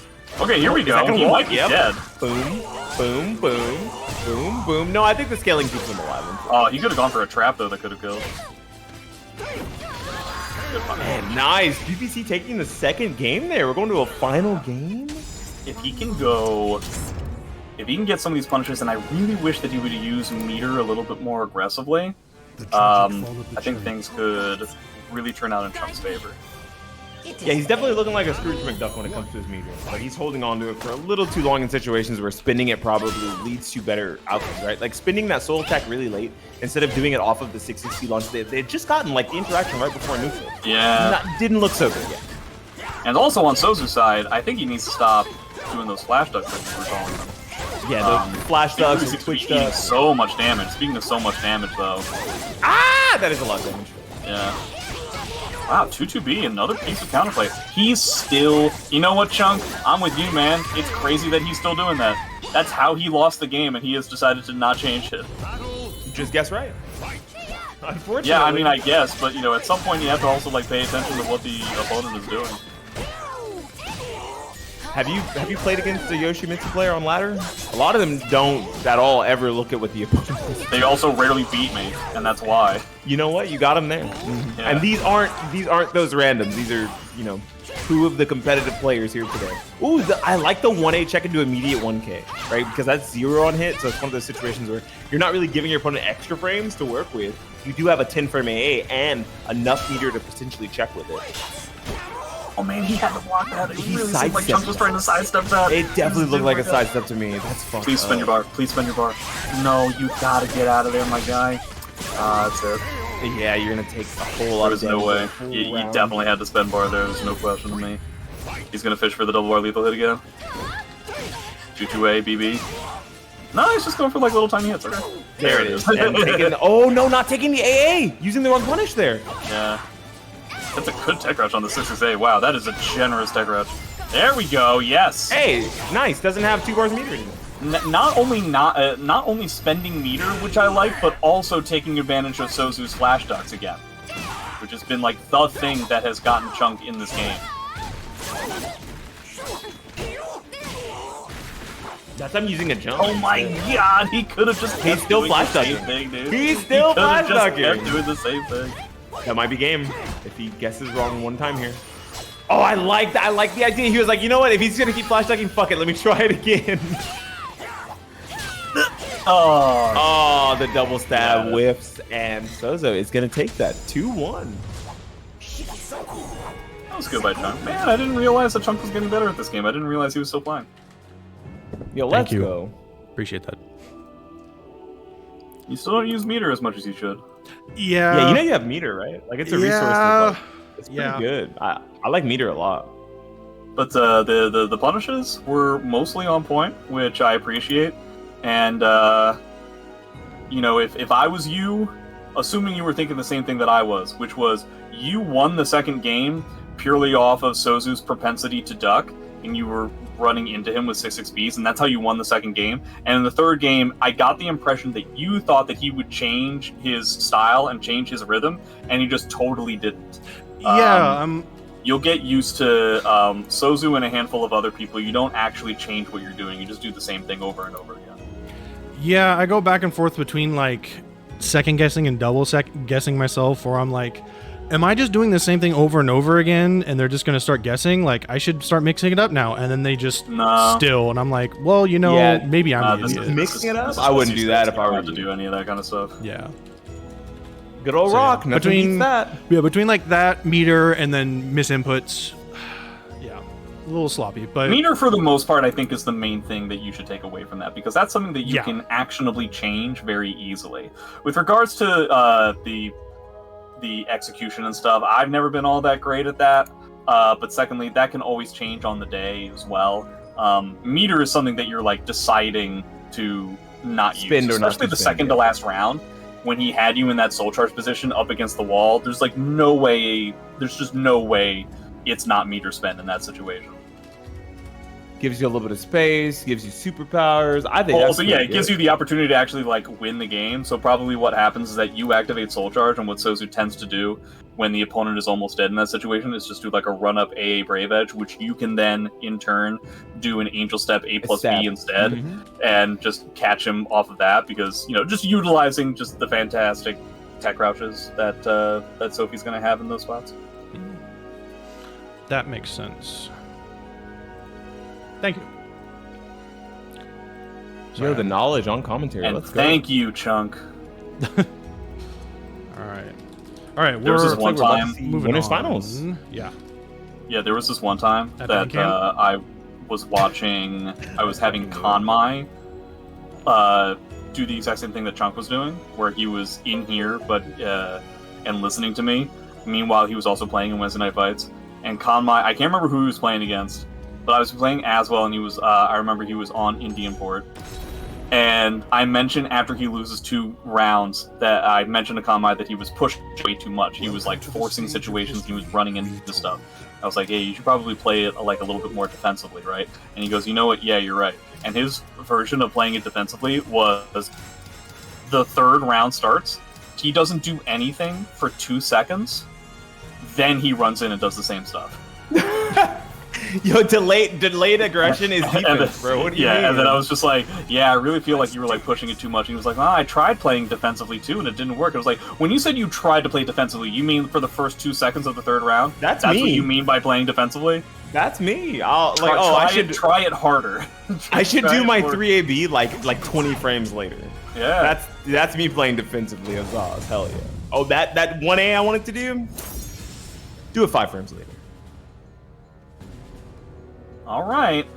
Winners finals, RuberBeef Ruber's Siegfried up to snuff here. This is going to be a much bigger test. Do you think if it's not, he'll swap, or do you think he's I want the Siegfried the whole way to practice and give it a try? Let's be completely honest about what we're talking about here. It's a Wednesday nights for a grand total of like $17 right now. So he can, if there's a time to practice on stuff, it's here. That's what this is for. Absolutely. Yeah, this is I think all online tournaments, no matter how big or small, because you're playing from the comfort of your own home, unless there's some sort of giant major with hundreds or thousands of dollars online, you should always treat them as a learning and growth experience in a way that maybe an offline. I would argue that SF6 tournaments nowadays aren't like that, where it's like bare minimum $500. In which case, play to win. Yeah, play your main, bro. Put your the fries in the online bag. Play tactics. Luke. Yeah. Shouts to Online Knuckles, tactics you play aren't DJ. super prevalent in Street Fighter 6 because, you know, the netcode's relatively good. I think that's all this game needs. I was talking to my chat about it earlier. I was like, man, if this game just had quick play and rollback netcode, I would be so bad. That's all I'm I gotta be asking. honest, if and when SE7 comes out and we do have good internet, I'm actually kind of scared of what that'll mean for the community. I feel like it'll just give everyone's more gonna be- opportunities to just play online and not actually go to offline stuff. But I hope I'm wrong. I hope that people want to continue to go to offline, but I think what matters is that people will be able to enjoy the game in an online fashion, which means maybe more people will get into it. That's really what I'm thinking of, because online is the bridge to Well, offline. both can be true, yeah. Oh, he tried to backstep by getting caught by the 6BB. I like the twirl there, but didn't work out.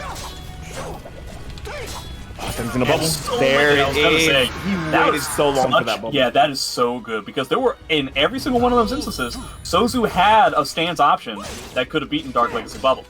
And so I very much appreciate the fact that Ruber did a fantastic job of staying patient and waiting for that inevitability of the threat. Just like, Souzou's like, okay, let me see if he'll do it now. Alright, he didn't. Let me see if he'll do it now. Okay, he didn't. Surely he won't do it on the third one. Wow, also getting 4B after fantastic the sidesteps on sidestep? these. Whoa. Yes. Yeah, well, that's the best whip punisher that Siegfried has. That's optimal. Yeah, Siegfried having sidesteps in comparison to his other character, Hilda, like this, it Yeah, really it is feels kinda like funny. he's making it. I wonder how much he has been seething regarding Yoshi while rising a Brave Edge. How much it's been frustrating him as Hilda, where he's like 100% correct and yet he still can't sidestep it. And now he has a character that can sidestep it practically both sides mad easy. And so he's probably loving that. 6A? Okay, yeah, I like the checks here, right? Going for a lot smaller stuff because of the fact that RuberBeef has been sidestepping so well. Just doesn't really want to deal with letting him sidestep. Going for 3A, going for 6A, even just the singular checks on them, just to, hey, chill out, quit moving. It's not working out too well. RuberBeef is still choosing to advance and sidestep as he's doing it. Yeah, just like that. Ruber blocked a 2-2B, and then he got his punish GI'd at -12. So then he immediately blocked another 2-2B and decided to do nothing as a fishing expedition. It's like, let me see if he'll do it again. Man, Ruber is the such a duck under, robot but right no now. punish. There we go. What? I have no idea how that one missed. Yeah, I'm surprised that either of those missed, honestly. Yeah, he's got the red guard gauge, but Souzou just got another bar, and he's just going to immediately go to the ring edge. If he doesn't die, Oh, and Billy, there Billy. it is. That's kind of on Ruber Souzou. taking You that gotta first game. assume that a Siegfried player, when they're in Soul Charge and you put yourself at frame disadvantage, they're gonna be 6. Like, that's the thing they're gonna do. Yeah, run at UB6 is the Siegfried classic in disadvantage. Especially when You're you're in in red guard gauge, like, come on. I like the base hold there, the base hold mix, because he's seeing that Souzou is kind of sitting there for a lot of his stances, not pressing too many buttons. He's not gonna go for the -12 punish either. The Parsec Yeah, he doesn't want connection is it. just not strong enough After that for last Ruber. one, he doesn't want it anymore. Yeah, you don't want to tempt fate for such a small amount of damage. Trying to get those side steps. Ruber trying to be a tank. He's just eating Still it. waiting. Yep. Oh, and Yeah, the you- punish. Nice. Yeah, you can get that one. That one doesn't have to worry about block stun all that much. He's got Dark Legacy, so anything's possible. Oh, that's unfortunate. He might Anything be is dead still here. possible, though. No, anything is still possible. Okay. He didn't want the And that was the 6A, AA. but, you know. Battle 2. Fight. Yeah, even trying to use the delayed twirl there, still getting hit. It's like 3 and 4. What an option in the middle there. You're running It out. catches Yeah, people he's trying looking to, for like, it. sidestep delay button. I really like that. I think it's pretty good, especially with the pace that Souzou plays at. A lot of times, he doesn't do sidesteps into wait or sidesteps into block. It's sidestep immediate button, call out what you're doing. And 3A4 is perfect for that because it'll make sure that they get hit, counter hit every time instead of getting hit on block like that. Souzou is having a Dickens of a time trying to open up Ruber at the moment. Like, look at that. This is like perfect defense. AI level defense. Yeah, this guy's a robot. This is the Have top we spot. met? This is- Have people met Ruber like in person? I have not. Is it possible that he's actually just like a construction? Like, this could be, yeah, this could be automation. We have no idea. Yes, a simulacrum of days long past. Like, someone could have, like, turned Solemn Simulacrum, the card from Magic the Gathering, into a person. And that's One of my really- favorite Magic cards of all time. It's a really great card. Yeah. I love 3-for-1s. It's so The value good. machine, yeah. Shouts to Thrun. I'm not that old. Oh, okay. Thrun is basically me. Just like a hermit. Do you know the card? I've seen the card, but I don't even know what set it's from. That's why I'm saying it this way. Yeah. Ruber not spending bar. Oh, unfortunate. Just sidestepping, dude. Ruber is just sidestepping. God, I hate this guy. And it's unfortunate that a lot of the sidesteps aren't working out. If the sidesteps were working out as well as he was doing them, this game would have been over already. I don't know what just happened. Well, Ruber. Oh, tried to Ruber wins the round anyway. Ruber wins the round. Did that say counter it? It didn't even say counter it. I have no idea what happened. Oh, it didn't say counter it. You're right. That might have been let go of guard attempt to sidestep and sidestep the wrong way. Yeah, or he like ducked. Maybe his sidestep got caught. Instead of getting like sidestep, you end up getting ducked. Whoa, that was an interesting interaction to get over the low. What stands for? Plus frames. Plus frames again. Oh my gosh, he was gonna rinse it again. Any of those could have been 2-2-beat and he's dead. With how often he's been hit with 3A4, I can see why he didn't want to. Yeah, sure. Man, he has got Souzou locked. It's so hard to get Souzou to change his strategy, so it's really impressive. Oh, yeah, you have to get up. You have to get up. Yeah. Man, that's so smart for somebody who doesn't main Siegfried to know the force block in that situation. This guy is playing very impressive. Like a Siegfried main, like he's been playing this character for years. Yeah. Right? There's a few things he's missing, like we don't see too much basal, we're not seeing like just for AGAs a lot, but all of the basic fundamentals of what makes Siegfried good, especially versus these short-range characters, he's been putting on display very well. Steniverse in the chat saying was Thrun from Mirrodin, and that is correct. Oh, not even Scars of Mirrodin? Original Mirrodin? Yeah, I'm not talking. Well, he's from Scars of Mirrodin as well. But Thrun is a 4-mana 4/4, can't be countered, can't be targeted, regenerate. That is a control finisher. In old decks, not new decks. My control favorite, finishers. Yeah, my favorite comment on Thrun was from Brian Kibler in like where he said like Thrun, all I do is attack and block, but I do both of those things really well. Very well, you know. Ooh, the 6/6K. Wow, for the tech crouch. Ruber is kind of on one right now. It's 2-0 right now, yeah? Yeah, it's 2-0. Ruber is basically making this match look 3. Yeah. Like, I'm not entirely sure that it's this bad for Yoshi, but there is a lot of sidesteps happening. Yeah, there's a lot of sidesteps happening. He's got a lot of sidesteps happening, and Souzou. like, he could be going for 3As, he could be going for like what you're seeing here. I think this is just a matter of outplaying the opponent. Like, yeah, there's not really a matchup-related thing. More of those call-outs for the things that Siegfried shouldn't really get away with versus a quick character like Yoshi, especially in range. Like RuberBeef is playing a lot in range 1 and range 1.5. Like ranges where Yoshi is a threat. Is not unscary, but it's just been working out so well for RuberBeef, playing so well. Battle 3. Fight. Okay, so this is getting a little bit of momentum.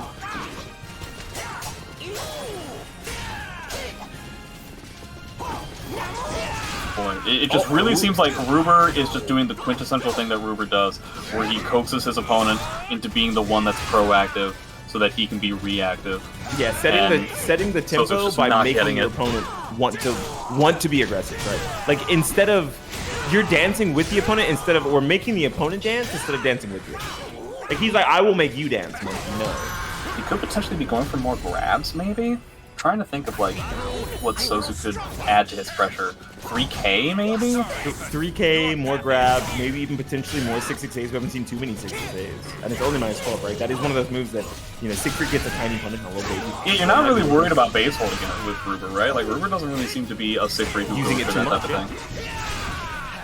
Oh, and he could get guard crush here if he doesn't spin one of these guards meter. Yeah, he's gonna have to just get out and. Oh, you're dead. The check. I love that because he thought maybe Souzou would be blocked. I was about to say, does Ruber die because of this? Like, look at the stage positioning. It's so bad. He could. He could. He didn't think. Oh. I think that game. That's gonna be it. RuberBeefMan. You know what? Man. You know what really sucks? Souzou just needed to just like wake up and immediately do 2-2-B, which is something he has done so many times. And yet, I don't know how he did it, but Ruber was able to condition Souzou into thinking that that was not a good idea. So kudos to him for being able to pull that off. That's all he needed there, yeah. Especially towards that. That would have at least put him back in the game. That was... What a match. Yeah, he needed to... Like, Souzou needed to do that to get away from the guard crush. You can't just, like... Like, it was either... Like, in the situation like that, I think you mash for sure, because either Ruber does what he did, which loses to mash, or he does something that beats mash, in which case you were dead either way. Like, you were going to get guard crushed by the anti-mash, like A-Slide B or whatever as well. Yeah, that's one of those situations where it's definitely do or don't. There's no time to think. And with how fast normally Yoshi or Souzo plays, it seemed like the perfect opportunity for him to be able to steal back around and put himself further closer to at least putting himself on the board. But what? Yeah, I'm sure they have such a history. I'm sure they have such a history together. They've played against each other so many times. Basically every but it's WNL. still so surprising that he was able to condition Souzo into playing so defensively. A surprise. And now we're on the final little stretch of the night. We've got Juice versus BPC. The winner of that will play SouzouLion into RuberBeef. Wow, we're already in the home stretch. Okay, so Chunk is playing in this one? Yeah. Yes. Okay. You can still head out if you need to. Nah, I feel like I can stay for one more match. I don't want to leave Beanie Thuggish Oh, okay. commentating all on his own. I'm a big time rude. yapper. Don't feel bad. No, that would be rude. I couldn't sleep at night. Which is what I'm gonna do immediately after this. Yeah, I was is gonna say that's over. crazy. 'Cause I would fall asleep like a baby. What time is it? 11:38 for you? Yeah. Oh yeah, it's a little later for you. 10:38 here. I'm not that Oh, old. man. I can handle this. Watch, this one's gonna It's have not even just as about- much energy as the last. I was one gonna did. say it's not even actually about being old, because I realized I go to sleep like really early on nights that I'm not doing commentary. Like I'm in my bed by like 9:30 sometimes. I'm like, yeah, let's go lay down. It's, you know, my bed, it looks like it's calling me. Let me go over there. See, that's the thing. I don't have a bed, and that's why it's Oh, never. you sleep in your gamer chair, huh? Yeah. Well, I have a Real. desk that's right on top of it. I just I stand on the desk. Oh, and okay. I've got You sleep like this little like a cubby vampire hole bat. in the ceiling for my neck. That's beast. Yeah, you stand in the. You're like a vampire bat. Yeah, it's awesome. I feel sick all the time. How often do you get sunlight? Yes. Like whenever the mice bore out a hole in the ceiling for me. Oh, okay. Yeah, because I would say my answer would probably be never. If I wasn't at work, my answer would be never. Because I work outside a lot of time. But when I'm not at work, I don't get sunlight. My friend's like, hey, what are you doing today? I'm like, inside. You want to come over? You work outside all the time? What are you, a tree? Yeah, unfortunately. Yeah, I am Why full time. don't you make like a tree and leave? I'm 6'2" and brown. I could be a tree. You don't have as many leaves. You don't have that much green. You haven't seen the top Wait of my a head. second. You haven't seen my hair.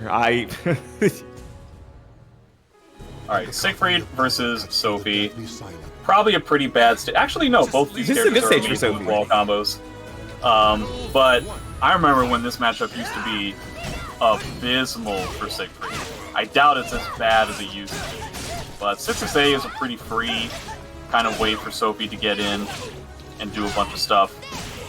Yeah, as long as you're not too worried about base hold, I think 6-6A and 3A are both very good versus this character, right? And you think about something like 3A, which is normally super punishable versus the cast, but only -12 Siegfried ain't getting shit off that. Oh, hey, look, wall combo. Damn, he only tried it like 5 times, and it finally worked. And it completely evened up the life total too. Like that was a huge life deficit, and PPC like basically had a lead of the century, and it was just taken away by a 9K. Don't you love it? Chunk did backstep into backstep. Siegfried did 1 forward dash, and the grab range was still enough to catch him. Siegfried grab range, one of the biggest in the entire cast. Yeah, definitely has a, if you've played Super Smash Bros. Melee, definitely has a Marth-style grab range. Oh, well, that's Astaroth. Well, Astaroth's also big, right? Like, Siegfried is kind of a short guy. He's kind of a manlet, Well, so him having yeah, such a if big that's grab the range case, for being a then, manlet. yeah, then we have to give it to Gerald, I think. Yeah, I guess he would be about the same height as Siegfried and has a longer grab range. Yeah. I think of something like Mitsurugi grab range in SoulCalibur 2. Not getting Good punished on that flapjack GI, punish. but immediate flapjack punish. Yeah, really good there, pushing towards the wall here. Oh, the roll around doesn't want to have to deal with any wall pressure. Still stuck there. Oh, Wow, nice Sophie little grab small range, limbs. kind of being the exact opposite of Siegfried. Yeah, tiny right there. limbs. Another big wall combo. Not going to even up the life total this time. Not as bad as the last one. It's the D. Oh, yeah, there it is. Oh, gets a trade. Yeah, beating honestly, the Dark good Legacy. for Chunk. Yeah, because he did it so late, the Dark Legacy GI had already over. You know what move I do like with Sophie in a matchup like this? Wait, you think he's going to sidestep that? Yeah. Oh, nice. One A move good that I sidestep really is- like from Sophie in a matchup like this, especially to deal with like silly stance options and stance cancels, is 2d6A. Oh, I didn't even think about fantastic move it. or Yeah. stuff like that. Yeah, it's one of my favorite moves to Sophie. I understand it's not like amazing compared to like some of her other stance stuff, but big fan. Yeah, I almost always think of small stuff like 3A, but 6-6A. I mean, the 2-2-6A. Yeah, the fact that you can do 2-3-6A from crouch is the reason why it first is the first thing that comes to mind. And that was a good showing from Chunk that first game. Yeah, despite the fact Lost that that he was getting hit by first wall round. combos a whole bunch. Yeah, that he was first able round to where the just- wall combo basically killed him, and the 2 rounds after that where it evened up the life total, still able to keep enough composure to... Oh, 1B. Damn, I love Lagalo. They made a lot of those Laglos in this game. Like, I think about them in older games, and they looked significantly less visually distinct. So in this game, Laglos really are mostly for online. Oh, the immediate 6-speed doesn't even Chunk is delay it getting- or anything. Chunk is getting so much mileage out of these 6-speeds this whole tournament. Yeah, it might be a timing thing, right? Like just a Yeah. lot of good play, like well-placed 1Ks have scared people into thinking this could be a 1K, but it's like, no, it's not. Look at that, again. That time it was a counter hit though, so there was a button pressed on the side of Juice. Wow, Chunk is just Nice throwing rollout. out all kinds of stuff, regardless of whether it is safe. Oh, that was so close. Could have See, been there, but you know what would have worked there? unfortunately 2-3-6A. Yep, you're right. 2-2-6A or even 2-2-6B. Even more fucked up. When you wave dash at someone, or angel step at someone, does it realign like in Tekken, or am I misremembering? If anything, I don't know about Sophie specifically, but for the most part, when a character has forward movement in stance It realigns, in this yeah. game, it does not realign. It does the exact What? opposite, where they go the Oh, opposite wow. direction. Yeah, for instance, I can only assume that Sophie deals with it the same way that Amy does, where Amy can have like a character knocked down and they are going to get up and immediately sidestep. If you went for an AMS grab, that AMS grab's going the other It's direction. gonna whiff. Oh yeah, you're right. I think I've actually seen that interaction, so it's a good thing to bring up in this situation. It's a Makes fairly me- common thing, I think, for characters to not realign, do the exact opposite of realigning when their forward movement is related to the stance. oh, not ducking that second hit. Chunk not getting any of those ducks. May not matter, too. Yeah, I was gonna say I think not ducking was so much better okay, great. because it just kept him out of the situation, not having to deal with any potential mix-ups there, and then walked his way out of the corner into that 4-4K CE. That was really good. Chunk just going for a combo that is straight and to the point. It's like I want you CE dead. after Nothing wall fancy. splash. I don't want to drop that shit. Yeah. Is that 4-4K or is that 6-6K? That's 4-4K. 6-6. 6-6K. 4-4 is like the same as Taz K.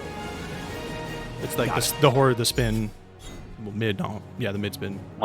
Similarly, my favorite combo I ever did when I was playing SC5 was in a casual set where I was playing Cervantes, and my combo was 3B wall, 3B wall, 3B CE. 3B. That's pretty good. I only did No 3B. CE at the end, but you know I respect I it. didn't Good need- pressure. I didn't need it. CE was something that you could actually botch in SC5. Yeah, because it was double quarter circle forward. Mm-hmm. Oh, don't worry. I played that game. I'm not that young. I remember. I played Natsu. I was a Natsu and Alpha Pat player. Wow, gross. I'm assuming you're saying that for the Alpha Pack, correct?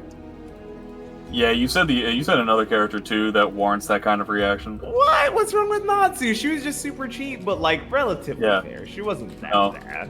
6-6B counter hit was Life. It was life. What's the problem?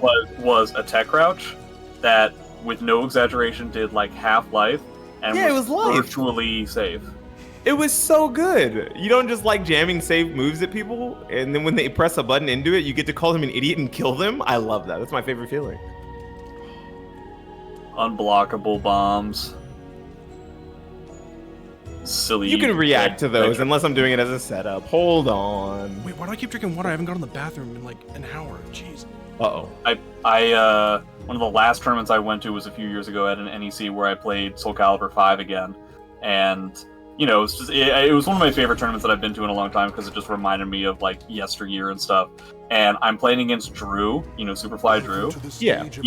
I don't know if he ever played SC5, but he's playing Natsu, and I'm playing him and I'm winning. I actually played the game for its whole time and everything, and so all the stuff that he's doing I'm fully aware of. And then he starts throwing out just regular bombs, and as he does that, I say out loud, "Holy shit! I totally forgot that these are lows in this game." I think they're lows. Because now I'm used to A+B, where you just like weather the storm. You don't actually try to like block the move low or anything. And so he's just straight up doing these lows, Just doing a low, and yeah. I'm getting caught by them over and over again. Meanwhile, eventually we get to the last game, and he only did this once in the entire set. He does an unblockable bomb trap to me, which I immediately get up and jump kick, because those are actual lows in that game. Yeah. And so my reaction to that is still there, easily without thinking about it, but I couldn't block regular bombs. Yeah, I think even in that's really SoulCalibur 3, Taki's bombs were lows. What a fucked up world. In that case, All right, BBC First SoulCalibur tournament I ever went into was a SoulCalibur 3 tournament. Yeah, we had a local SoulCalibur 3 tournament here in my city when I was like a little youngin', and it was the first tournament I ever played in. I played on pad, and this is a funny story before this match gets too heated. I played with the triggers, ABKG at the top on the triggers. I didn't play with the face buttons. And some guy called me a freak. I got first. Some guy called me a freak, and he said, "Hey, if you win today, you can have this arcade stick." And I won, so I got an arcade stick. Yeah, that was my first arcade stick experience, and it's been all uphill since.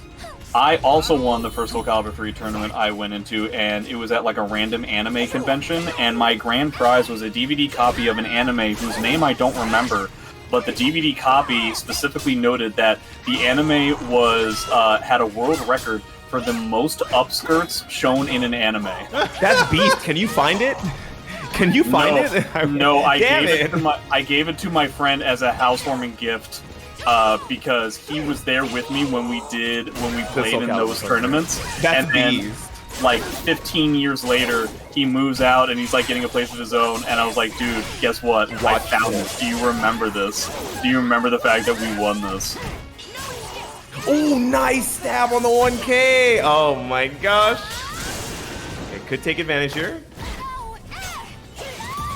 Oh, But he and went for something unsafe. I kind of wish that he had just gone for AS A+B again. There was kind of no reason. Another Aegis that +B would have been good. Yeah, it would have been plus. Plus, didn't and have there any was meter still to RI just enough or soul gauge left. Oh boy, that's a shame. But good defensive gameplay by Souzou. I also like the fact that we're now doing this rematch on the same stage. Oh, that is funny. I didn't even notice. That's horrible flavor. Yeah. KK, good punish. Minus 16. Ugh. No, not going for the minus 16 punish properly instead. Going for a KK. That goes right over his head. How much are we going to see those flash ducks again? Hopefully none at all here, right? Like, I feel like you don't opportunities. have enough life to do one. I feel like if you do a flash duck here, you're just dead, right? You have to Yeah, just I play think maybe stoic. you have to wait for those types of situations when Souzou has Oh my god, Rising so AA. sweet. Fucking did it.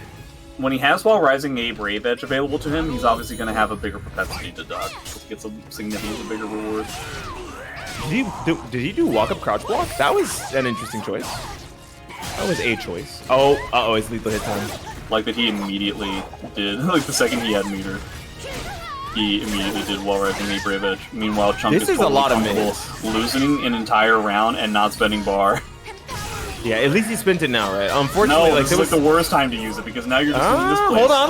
Oh, the delay. Even if he was right, it was still like a bad time to use it because he was dead to an AA. You have to use it when you have the ability to still make a mistake or two and have that a kind little of bit of life to cushion. play with, yeah. Yeah, too much. Fuck. Welcome to the stage of history retold. You gotta spend I know that that bar. sound. It's pretty Me good. too, bro. Me too. I know that sound. When he's in stance, and you got bar, You gotta realize that there are some situations which there's no real reason to have to just eat the mix.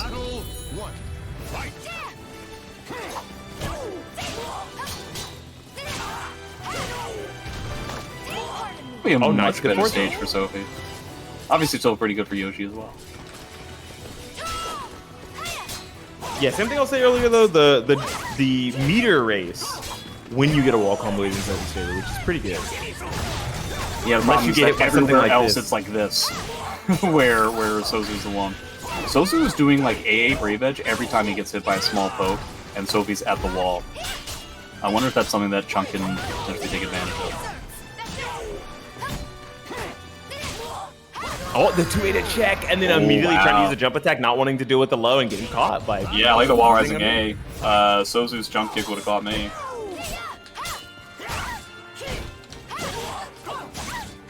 Immediate 3K 1A again. Oh, 3A 1K again. From the sequence before. It does seem pretty strong.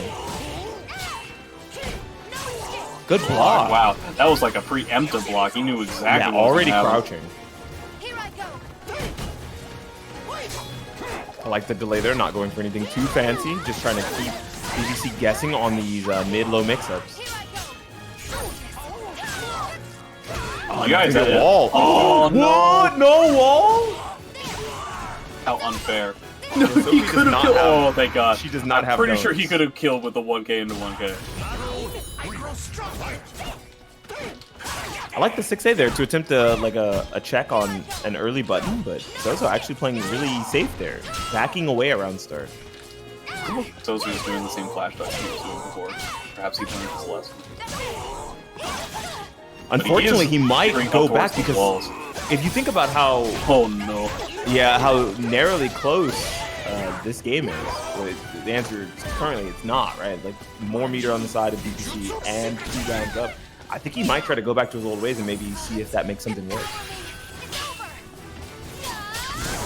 Plus frames. Oh, he tried to RI through the second hit. Through the third hit. Ducks under. There's that flash duck like we had talked about, how he just continues to do them every now and then. Oh, that was really good. Holy shit, that was really good. I think Chunk was right about that 6-6K earlier if he had just given him just a little bit more time. And the throw to close it out 1-1. I'm so surprised that Sozu didn't flash duck there. Me too. Do not allow myself to fall yet. I like the extra background commentary. Hell yeah, let's go. Well, technically it's us, right? We're the background commentary. I'm sorry, but I can't back down. I said the extra. You know what I mean? Like, yeah, I mean, one like, more Chunk is technically in the main zone person because in the game. he's the player and the streamer. Oh, another good block. He's just not immediately allowing ducking. these full cards 3K to rock at all. Oh my gosh, that's the third one. Are you gonna fucking do it again, Sozo? Are you gonna try it again?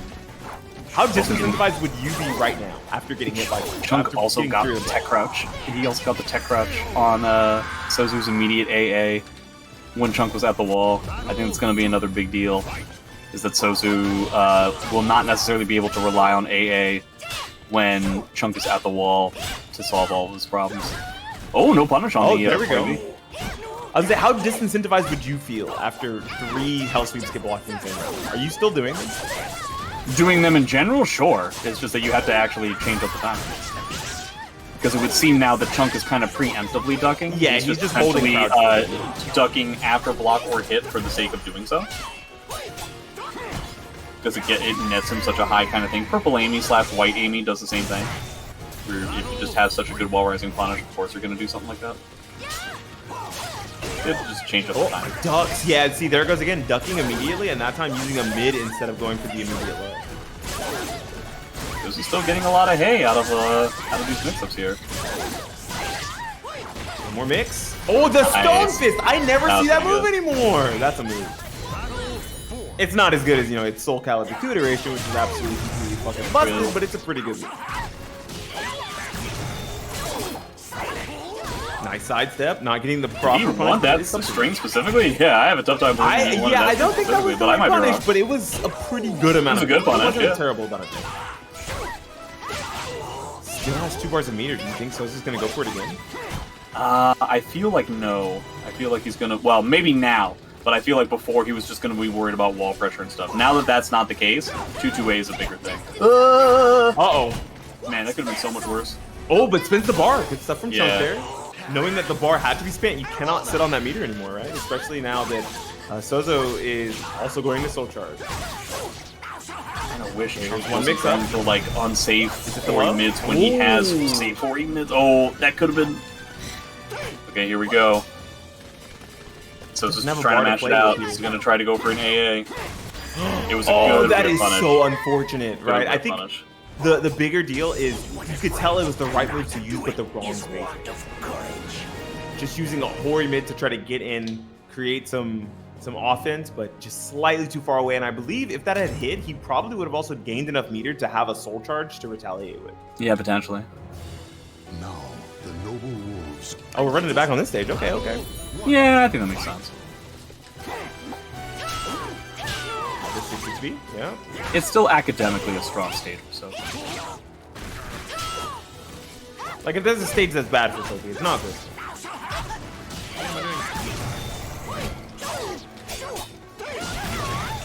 I'm gonna assume getting hit by the second hit of a lot of strings. Souzo backing up to the corner, surprising.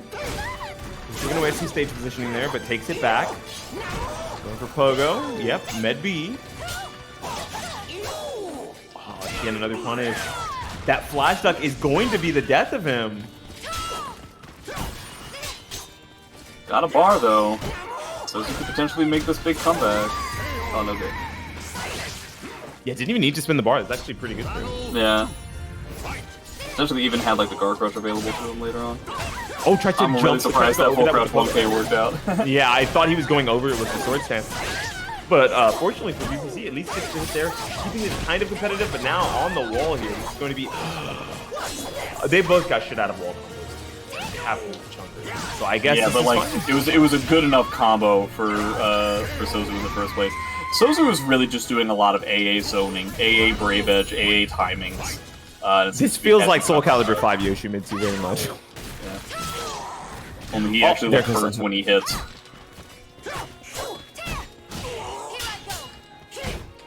Oh, nice. Not a punish, though. Unfortunate that is minus 14, just slightly late. Damn it. The block. And nice punish. Ducks under. Another one. Okay, not the right stab, though. Unfortunately, doesn't get the wall combo here. Sidestepping and taking the first hit of the 2-2B. I hope this isn't a comeback for Souzo. This is terrifying. Oh, Yeah. no. And the wall. This is huge. So much damage. Wait. That just dropped. The 1K. And the 2A to good close it 2A. out after the 5 AK. That was really smart. Yeah, for the most part, Sozu isn't really doing jump kicks defensively. He's really just using them offensively. You don't have to worry about a jump in that situation. So the 2A is a better fix there. Yep, Well, you get some attempt damage out of it. Good punish. A+B, that was a Trying to- good choice. Yeah, it created good approaching plus frames, and it's funny because right after that, he did Angel Step A plus B, and Souzo tried to backstep. Hey, that's the first defensive jump K we've seen. 5KK, yep. Technically dead to a 2-2B. Yeah, I think Chunk taking his punishes here has been really strong for him, though. And there's the low again. Oh, no, and that's going to be death. Souzo is going to take it 3-1 over BPC, who did phenomenal today, by the way. Everyone give it up for BPC. You guys need to use up all those codes for him. It's a shame Chunk didn't have, I don't know, like some type of button there at the end when he got hit by the low, but he wasn't dead. Just some type of button that could back just A like plus B plus K, right? I was Yeah, thinking the if same there thing. was yeah, if there just was some some sort of like way, a burst, right? some You way that know, some instead sort of instead of guessing a mix-up, I could just press a button and not have And to then you don't. guess. Yes, and the then you mix- don't have to do dude. it, you know? Have you like, ever heard of the Especially when the anti-guess mix-up is button? going to kill you. Yeah, and no, the you low could potentially do the same burst button twice. the low That'd be came crazy. out, and then my brain immediately was like, "Wait, I didn't have to block that." Like, You're like, I could have just soul charged. What am I doing? yeah, I was caught up in the mix-up, and then all of a sudden I was like, "Wait, I didn't have to do that." Yeah, it was too late, but. Anyways, GG Souzo, thank you. Yeah, really good job. Yeah, third Thank you. place. Everyone give it up for BPC. Let's go. Let's go. Let's go. For stages like that, I think it's then a matter of Well, two things I feel like happened. For one, I feel like you were using a lot of 66K and 66B to try and catch the flash ducks that Souzou was doing, especially in the first time that you played him. And that makes sense, and that's good, but I think you were doing it too early. You didn't give Souzou enough time to think about ducking, because you were doing it as basically a melee attack. You were doing it as a force block while he's just immediately getting up. What you want to do is wait a minute, wait a beat, as if you were going to do a grab, which is what he thinks you're going to do anyway, right, on those ducks. And then you're going to be able to get some of the 66Ks and 66Bs. But also, more importantly, is realizing how Souzou was working the stage against you and putting you up against, not only putting you up against the ring edge, like the wall, but then even every time you would hit him, he would continue to push more buttons. He would try to cheese out what small frame advantage you get, if anything, out of those spots. And so something like, like KK on hit into a BB or a 2A, something like that, might be the way to go next time. Yeah, I was noticing that in game 2 or 3 also. Yeah. Okay, I can finish commentating. You can go to bed, Jay, if you like. Goodbye. Thank you for the expertise on commentary, my friend. Thank you. I've never been an expert in anything, and I certainly don't plan on doing it now. That was a way to leave. Okay, fair enough. Jay is something else. All right. Anyway, so yeah, now we are grand finals. RuberBeef versus SouzouLion. Ruber on the new blood character, the red armor. I guess that's why I thought a new blood also just kind of worked out. And then yeah, we're going against Souzou's normal. But I mean, this was grand finals, right? Or this is grand finals. Well, no, this was winners finals. Now the run back into grand finals for now. So yes, it's up to Souzou to make a lot of adjustments. Yeah, because that was a 3-0 in winners finals. So we're going to see probably a lot more attempt at mix, right? I think a lot of the respect was given on Souzou's side where he didn't really attempt to mix RuberBeef too much, especially on big knockdowns. But if you don't, how do you actually beat such a defensive character, defensive player, other than making them guess a lot? Yeah, sometimes it's the monkey brain just kind of has to turn on, and it's just why am I trying to overthink it? Let me just mix my opponent. Yeah, and I think mixing, especially versus a player who's so stoic and fine with playing defensively, RuberBeef, that is a way to start to get him to crack. Now, of course, there are adjustments made after, but it works for a few rounds at a time. Also, a character a player that I tend to notice doesn't really like to block low too often. It does come out, and especially on Siegfried. If Siegfried blocks low, what are you worried about? KK, walls and K, big whoop. Yeah, wall rising K. If it's a big low, you get 3 wall rising bead, but it's got to be a really bad low for that. Yeah.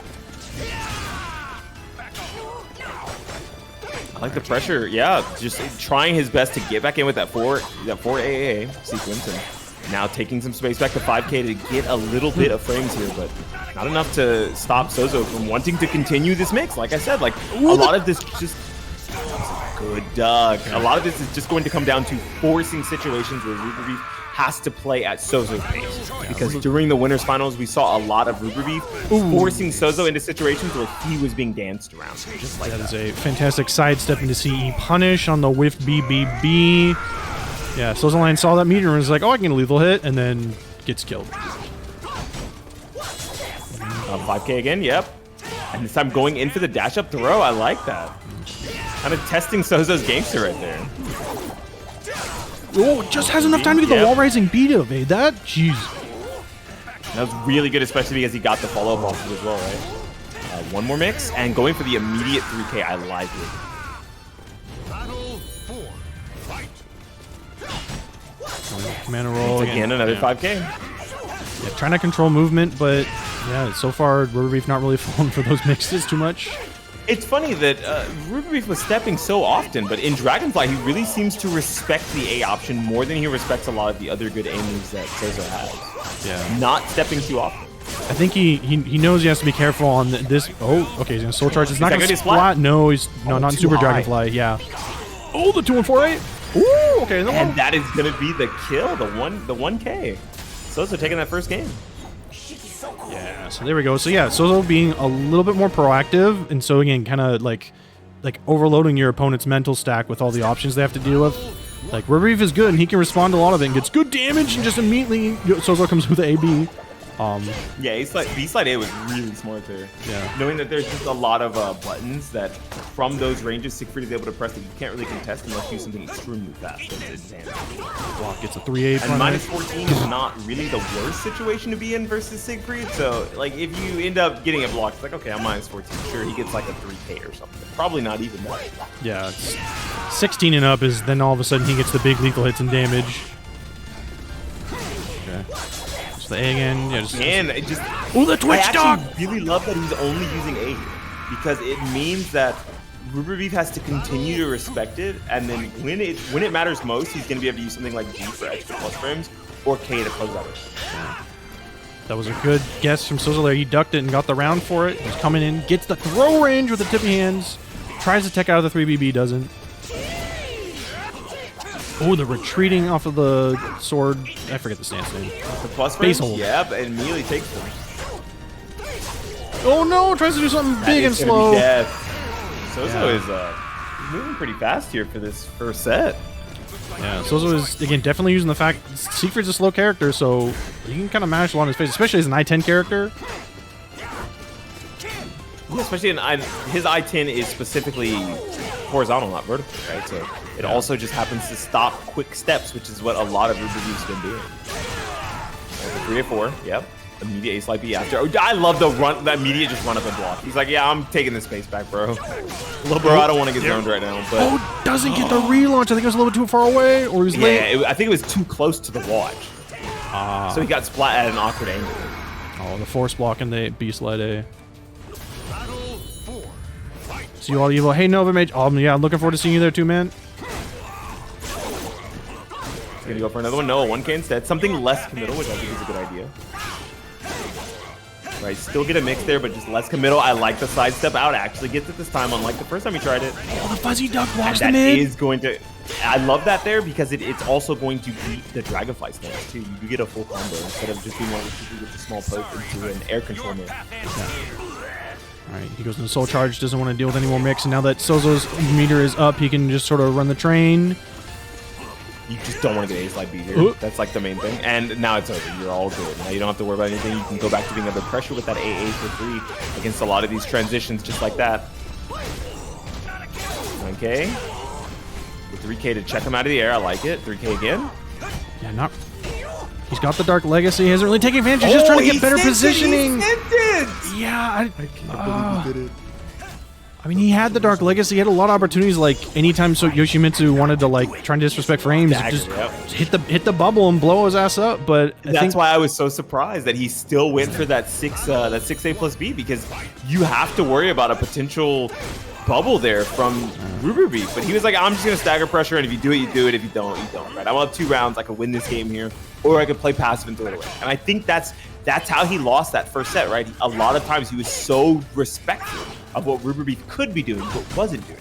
Now instead, he's only showing the respect to what RuberBeef is doing, not could be.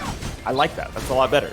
So that low, see? Giving up some of his wall position. Kind of, I think, worried about the 4B. Doesn't want to the reverse ring out, but okay, rolling away. Doesn't have to deal with the break attacks. Oh, gets a throw.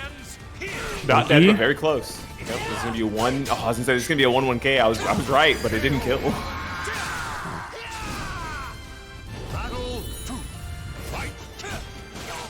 The old strings. I love that string because if you get hit by the second hit, by the way, the third hit is actually guaranteed. So 2 and 3 actually hit together if you get hit by the second hit. Yeah, it just keeps happening where the Dragonfly gets blocked, K punish into throw. Kind of keeps happening. SouzouLion hasn't really answered it yet. It's gonna get whiffed. Okay, SouzouLion trying to get a little tricky. And then he goes with a low finally. Oh my gosh, yep, and still getting blown up for it. Bro, you ever just guess wrong 5 times in a row? I think that's a common occurrence versus you. Like if you're playing against your that might happen.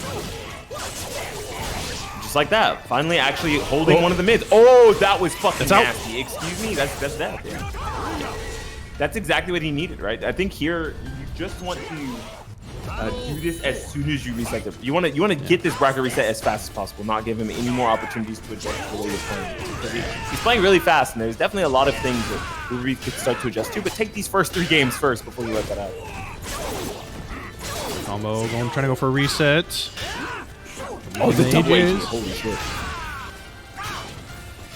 RuberBeef, he knows his inputs. He's going to use that retreating to get a little bit of a hit. Okay, he's not going to want to deal with the plus frames from his opponent. Soul charges.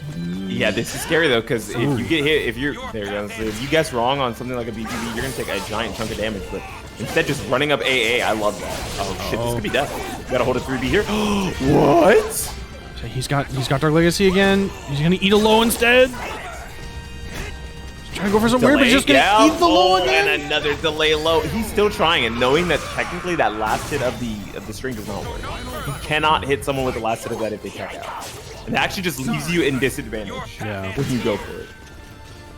Yeah, I mean, I know he's worried about like the full crouch 3K from Yoshi when he's in Dark Legacy, just completely killing it, but I don't know, man. Like, Dark Legacy's really good. Oh, tricks him out. Eating the mid there. And now just able to walk away, take all this space. Doesn't have to deal with any more pressure. Not yet, at least. Oh, and the narrow whip going to take a big chunk of damage here. His guard gauge is also bleeding. Does not want to have to deal with the guard crush situation. So going to immediately run up AA. That is the second time they've done it. Yeah, Yoshi Yeah, is plus going frames to again. Oh, Trooper roll. That's gonna be death. Oh, the Yeah. splat. This is dangerous. Oh, And he's just going to send it. You just keep twirling, bros. Just keep twirling. Yeah, that was really a hard guess for Souzou. I mean, he had to either move or mash to try and avoid the guard break there, because he knew he wanted, but it's hard to find the timing. Right. So now we're 2-1. RuberBeef again, still on the coming from the winner side, so he has a little bit less work to do. But okay, But this is a scary spot to be in, right? Even though you're up in winner side, you are down 2 in the first set, and that feels bad because that also gives your opponent more time to adjust and think about how to beat him. This ends Yeah, big damage. block and Plus throw. frames again. I'm a little. I'm trying to suss out a reason why he'd be using so many throws versus Souzou. Souzou's been doing a lot of flash shots, so it seems extremely interesting that he would have caught in a reach that gave him 3 throws. I mean, there's just, I don't know. I feel like a lot of the situations when RuberBeef is plus, like after like the B4s and whatnot, like Souzou is not really presenting too many, I guess, defensive options against the throw. So far it's just been working. So it's like, well, I'm just gonna keep doing it. The backside Whiffs. safe. Yep. Bro, he's just so ready for those wall-raising B punishes. Plus frames. Another one. Oh my gosh, you just did it twice. The same thing versus Manta earlier. We saw that. And then instead, this time staggering with the too far. A-slide B. Oh, no punish. Guess for your life. Yeah, and able to take it with the mid there. The side stance, the side reverse stance mid. Oh, and he can retreat. You can't do that. Yeah. RuberBeef just taking advantage of all the kind of the evasiveness of Siegfried with all his stance shenanigans. Not having a lot of backstep, not having a good backstep, but having good defensive options that allow you to retreat is probably one of Siegfried's better reasons to be played. Yeah, he can't step back, but he can dance backwards. Exactly. And during that has the potential. Oh, the RI. Okay, is he just gonna AA? No, Okay. 3B. Okay. There we go. It. Just immediately pressing a button, making him have to guess on it. Oh, he went for it. Luckily, that was on normal hit, not counter hit. He wanted BGB there. I respect it. Yeah, I swear sometimes I was getting a couple of inputs lost in the Parsec buffer somewhere. I feel them. Oh, nice. The whiff punish. Doesn't get it, unfortunately. See, that's what I mean, right? Did not suss out anything about that twitch duck that time. Plus frames, doesn't want to hold it. Backs up. 2 3A4s back to back. Yeah. But Souzou able to take that space back after the whiff of the second one. Ooh. Yeah, Ruber was just trying to zone him out, but Yoshi getting back in, so he's going to soul charge. Oh, gets A-slide B. Choo-choo. The twitch duck 2 times in a row. What are you doing? Oh. And I think after that second twitch duck where he got hit by A-slide B, then get up, get up base hold K, he was like, okay, let me just actually sit here and block. And he hit him with this sneaky. Early use of meter, I like it. Oh my gosh, you just guessed that. The big chunk of damage to do him. Gets the 3AA counter hit. But the second hit. Beating hit for it, 3B. Oh, I don't think that was a critical edge. I refuse to believe that was a critical edge. That was probably a soul charge. Either soul charge or maybe he tried to step first. Oh, maybe, yeah. Oh, double AGA, but using that stance to get through it. That was smart. Doesn't want to deal with the bubble. Just completely backs away. Oh, the side step. That is a big punish, and it's going to leave him in a position here where, where he could have got a ring out, but luckily Souzo was smart enough not to press any buttons. Oh no! Oh, he pressed! He tried to steal the turn back, but RuberBeef was not letting it happen. We're at a 2-2 situation, and that was 3 rounds comeback straight, by the way. Yeah. My guess is he guessed he was going to do the retreating low out of the base hold stance again. So trying to chase him there with a big button, and because it was a big button, it was slower, and it got him hit. Yeah. Dang. That was like layer 4. That was a lot of offense happening there. Good defense from Souzo. We're just going to avoid that. Okay, there we go. 380 stops him step. He's the low. Trying to avoiding the puddle backwards. Oh, ow. Just before This is a scary spot to be in. Really close to the wall versus Yoshimitsu. He's about to have his first half bar of meter. Will be able to use something like wall rising A. Oh, doesn't do it there. I was expecting it. Goes for a flash duck. Immediately gets back up. One more mix. And it is the mid this time, luckily. Into the low. Tries to check with a 5K, but goes under it with that Dragonfly K. Yeah. Oh, misinput from Yoshimitsu gets punished by the B slide A. There's the string again. He's still using that string. Yeah, again, if your opponent gets hit by it. The last 2 times he got hit by the second hit into the third hit, which is guaranteed, right? But that third hit, absolutely jumpable at something like a 9K. I'm surprised to not see it. Isn't also like -14? I thought the final hit was -14. The third hit -14? Maybe. Oh, okay. Ducks in the option. One more hit after that. Oh, that tried to go for a sidestep through 3B, but unfortunately does not get it here. Very close to death, and Souzo is going to take that round, putting him on reset point here. But we just saw RuberBeef come back 3 rounds. Are we going to see it again? 5K, take the punish. I forgot to turn on bets. Oh, not able to get the BBB because of the evasive option there. Going for the mid this time, just immediately using Soul Charge to get out of the splat situation. Oh no! I think you might be dead. You might be dead. Nope. 2B stage, baby. Ducky. Yeah, because of that the big fence. Yeah. Keeps you alive. The half wall that's not actually a half wall in certain places. Oh, there's the lethal hit out of the Dark Legacy low. Still has Dark Legacy to use. Yep. And this is also going to be a lethal hit, correct? No, it's the other throw that I'm thinking of, correct? I forget. Yeah, there's a throw that he has that's lethal hit friendly. I just don't remember what it is. Right there, that could have easily just been a Dark Legacy. I'm surprised to not see him do it. Tries to use it there, I think, and gets clipped. Souzo resetting this bracket. We are moving on to the grand final. Shin Grands, as I stole the term from someone else who called it that and thought it was funny. I honestly, I like grand finals. Grand. Yeah, you know, you reset the brackets as grand finals again. Back in my day, Taki's bomb was a low.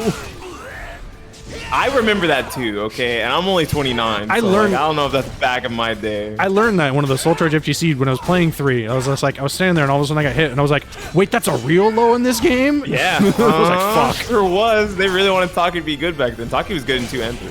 Very strong character. Oh, he tries to there. See, okay, he tries to do the bubble and that's why immediately. Dark Legacy. That's why specifically him holding Dark Legacy for the lethal hits has been so proficient, because there's so many spots where Yoshi can just steal it from you with some of his fast blows.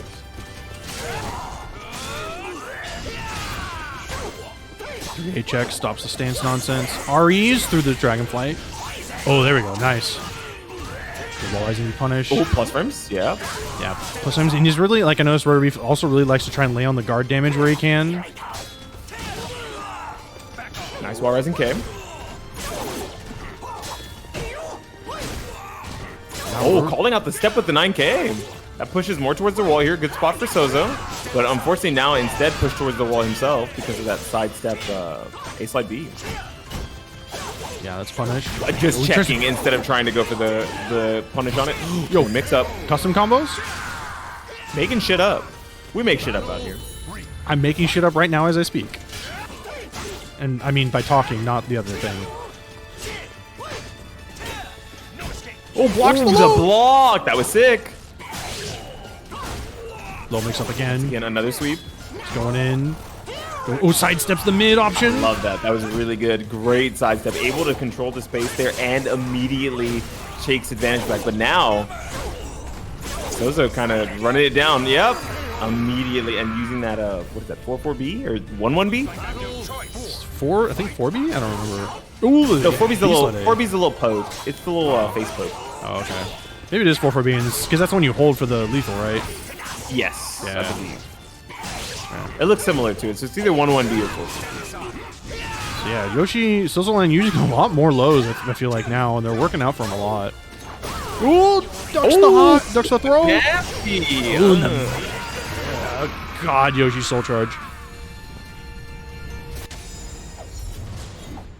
I feel like Yoshi soul charge is like, you're already at the casino gambling, but then all of a sudden, like, the guards come up and hold a gun to the back of your head. They said you were gambling, now gamble harder.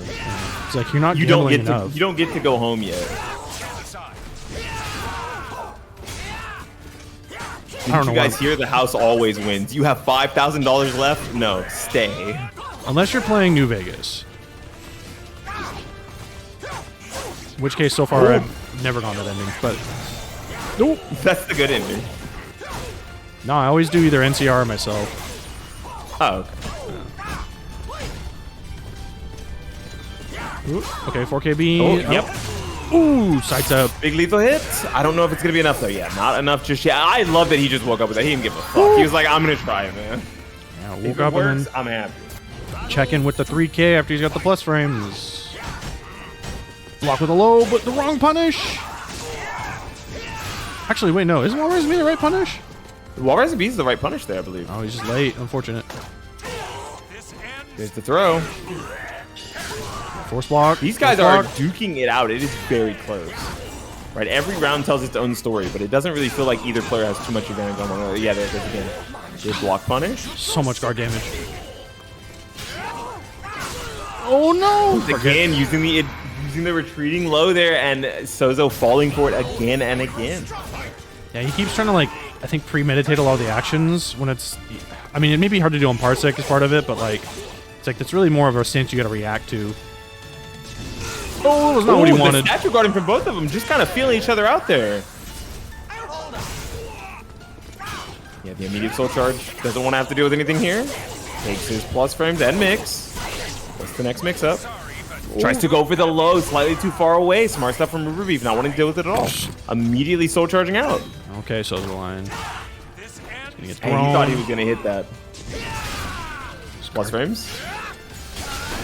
And that is going to go 3B here. Yeah, 3B A plus B. Okay, or 3BB. That works too.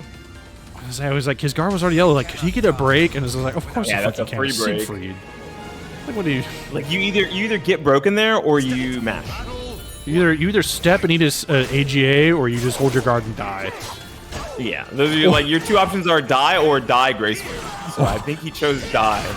Or AGA also breaks guard. Oh, does it? Oh shit! I'm pretty sure. Fuck, that's pretty good. It may be one of the bad, like, more worse breaks, but I mean, it's a break. Yeah. With how little life he had left, that's I don't think you need, like, even with big scaling. Ooh, catch the twitch up with the choo-choo train. Spacing him out. It's like, why fight my opponent when I can just run away? Yeah, I got a big sword, man. You gotta come to me. With the 1K.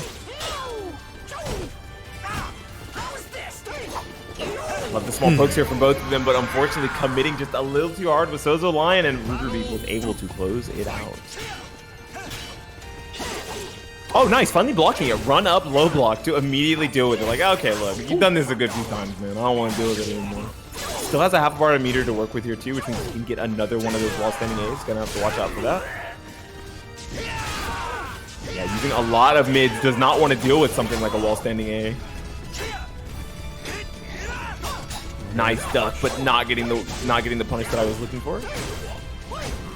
I'm sorry, was that double one? Oh my, this guy. Mm-hmm. He's going ham, bro. He's like, look, I wanna go to sleep. I'm a little tired. Let me beat you up. It's like, bro, I'm minus in your face. I don't care. What are you gonna do? It's like you're Siegfried. My minus frames are plus frames.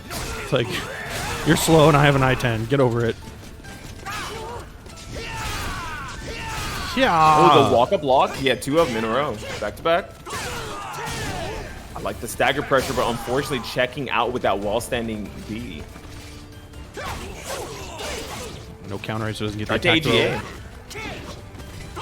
Good block. Too far, but at least doesn't get punished by anything, trying to get the full card 2K. One bar to work with here. Hasn't spent it yet. Does still have the Dark Legacy. It's probably not the best spot to use it, but if you see him going to Dragonfly, it's basically free. Shoot, SouzouLion's worried about that Dark Legacy. He doesn't want to. Oh, the gear cancels it out. There it is! And he beats it out by using the full crouch 3K again. There's the punish with the 3K. RuberBeef keeping composure even after losing his Dark Legacy again. That is the second time we've seen Sozo perfectly stuff it with a delayed low too, not even something fast. Gets the 2-2Bs, gonna go soul attack.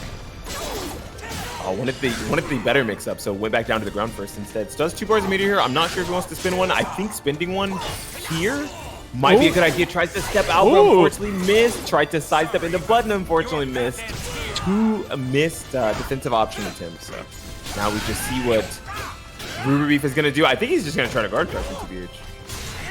Yeah, I think he's just going for the guard crush here. I mean, might as well. Yep. Yeah, oh, and doesn't even need it. Instead, catches him on the mash. Yeah, I think that was a hard checkmate for SouzouLion there. Yeah, he was going for the guard crush option and just had to try to mash out or use a soul charge. Didn't seem to have enough in the tank for a soul charge. So sometimes you got to hold those checkmate situations.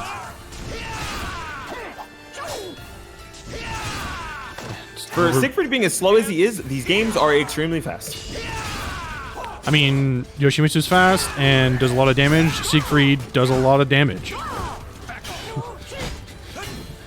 These characters are just pooping out the numbers. Oh, tries to go for a punish a little bit late. Oh, also misses his punish there. That was an I-16 and doesn't get it. In crouch, you can't get an AGA there. Ooh, good cancel. Sidestep, yep. Once again, good sidestep, yeah. Just getting through that 3BB. I think it's because Sozo had seen him miss the sidestep on it or press too early 2 times in the previous round, right? So now he's like, oh, maybe it feels better to use this move. Probably still, unfortunately, not the right thing to do versus character most of the time. This ends here. Yeah, Rubber is just kind of like doing a really good job, though, again, of just making SouzouLion uncomfortable with his own mix-ups for the most part. There's a good block. Ooh, good block. Here's the wall rising Bravage. Yep, doesn't have any more meter left now. So this is going to be one of those situations where RuberBeef could steal this round back just on the fact that he doesn't have to deal with anything too scary. Oh, misses the punish, unfortunately. Plus frames. Oh, nice sidestep again. It hasn't even used his soul charge yet. Still holding on to it and takes the 3K there to take that round. This is set point. Tournament point for RuberBeefMan. On his month-old Siegfried. German white boy time. Let's go. Wait, isn't this canonically Hilda's husband? Wrong lore? I think that was the old lore, absolutely right? No clue. You might, yeah, something like that. I think that's old lore. I think that's SoulCalibur 5 lore, and they reset the timeline. Now she's married to her cousin. The lore is like the last thing I paid attention to in this game. Too much frame to memorize. Gets the garbage. Oh, is that ring out? Here we go. Is that ring out? Might be ring out because of A plus B. So close. RuberBeef wanted it. He tasted the blood. Plot in the game and look at him go, just backstepping. He's like, look, man, I got a lot of space to work with here. I got a lot of lives to work with here. I don't have to give it away. And that's it. And no there fight. Who blocks? No punish. Okay, yeah, he's gonna spend. This is a lot of first life life. even with the Yoshi soul charge. Even a Yoshi soul charge, and there's the 5K. RuberBeef is going to take it after being put into loser's side, still able to close it out and beat SouzouLion on his relatively new character, Siegfried. That was a fun match to watch because that first set was super hotly contested, but RuberBeef was able to make the adjustments necessary to close it out. Yeah, no, it's and I hope that chat closes out the Matcherino because Mugwump put in a $5 direct contribution, $5.19, and we have 4 Matcherino codes left. I hope chat can close those out before Bigpapachunk closes out the stream. Yeah, do that because there's only 4. Like it's not that hard. Also, there's exactly 4, so that means we still get to keep the funny number. Exactly, you get to keep 69 at the end. Let's go. Yeah, exclamation Matcherino. It's super easy to do. Use those 4 codes if you have not already, chat. And yes, thank you, Mugwump, Palm Trees, Rotary Lover, and maybe anyone else who I might have forgotten. But these are the ones I see right now on my face. Thank you so much for putting the money in the Matcherino. Our top 3 players. Oh shit, one of them's me. One of you. Congratulations. We'll be getting a share of that money. Mine's basically just going to Parsec, so that's fine. But, it's like, oh, sweet, I paid for part of the Parsec for today. Part of it, yeah. But yeah, so congratulations again to RuberBeefMan for taking first place. Again, showing that like it's even on a new character, like he's a really good player.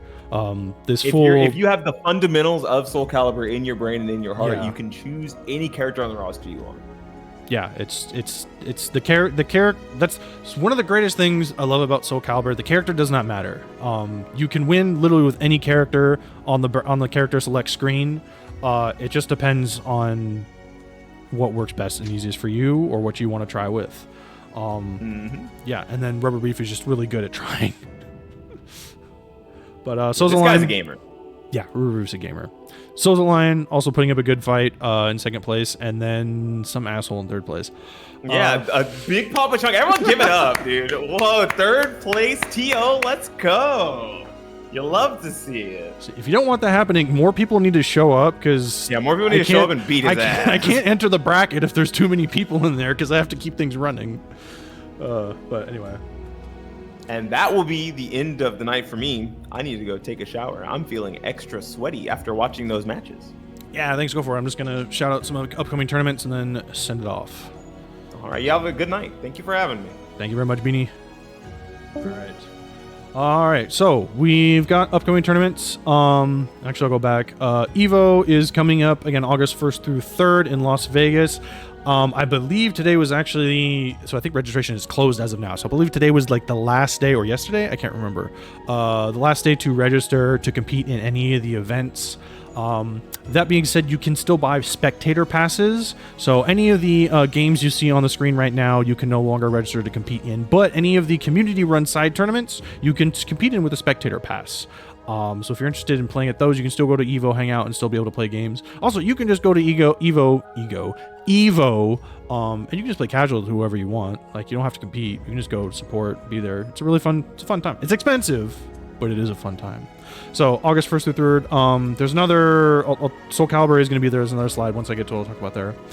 VS Fighting number 13 in England, I believe London. But yeah, in England, August 15th through 17th, so just shortly after EVO will be happening. If you are a EU player or would like to travel to EU and play SoulCalibur at the same time, I would recommend going around this time.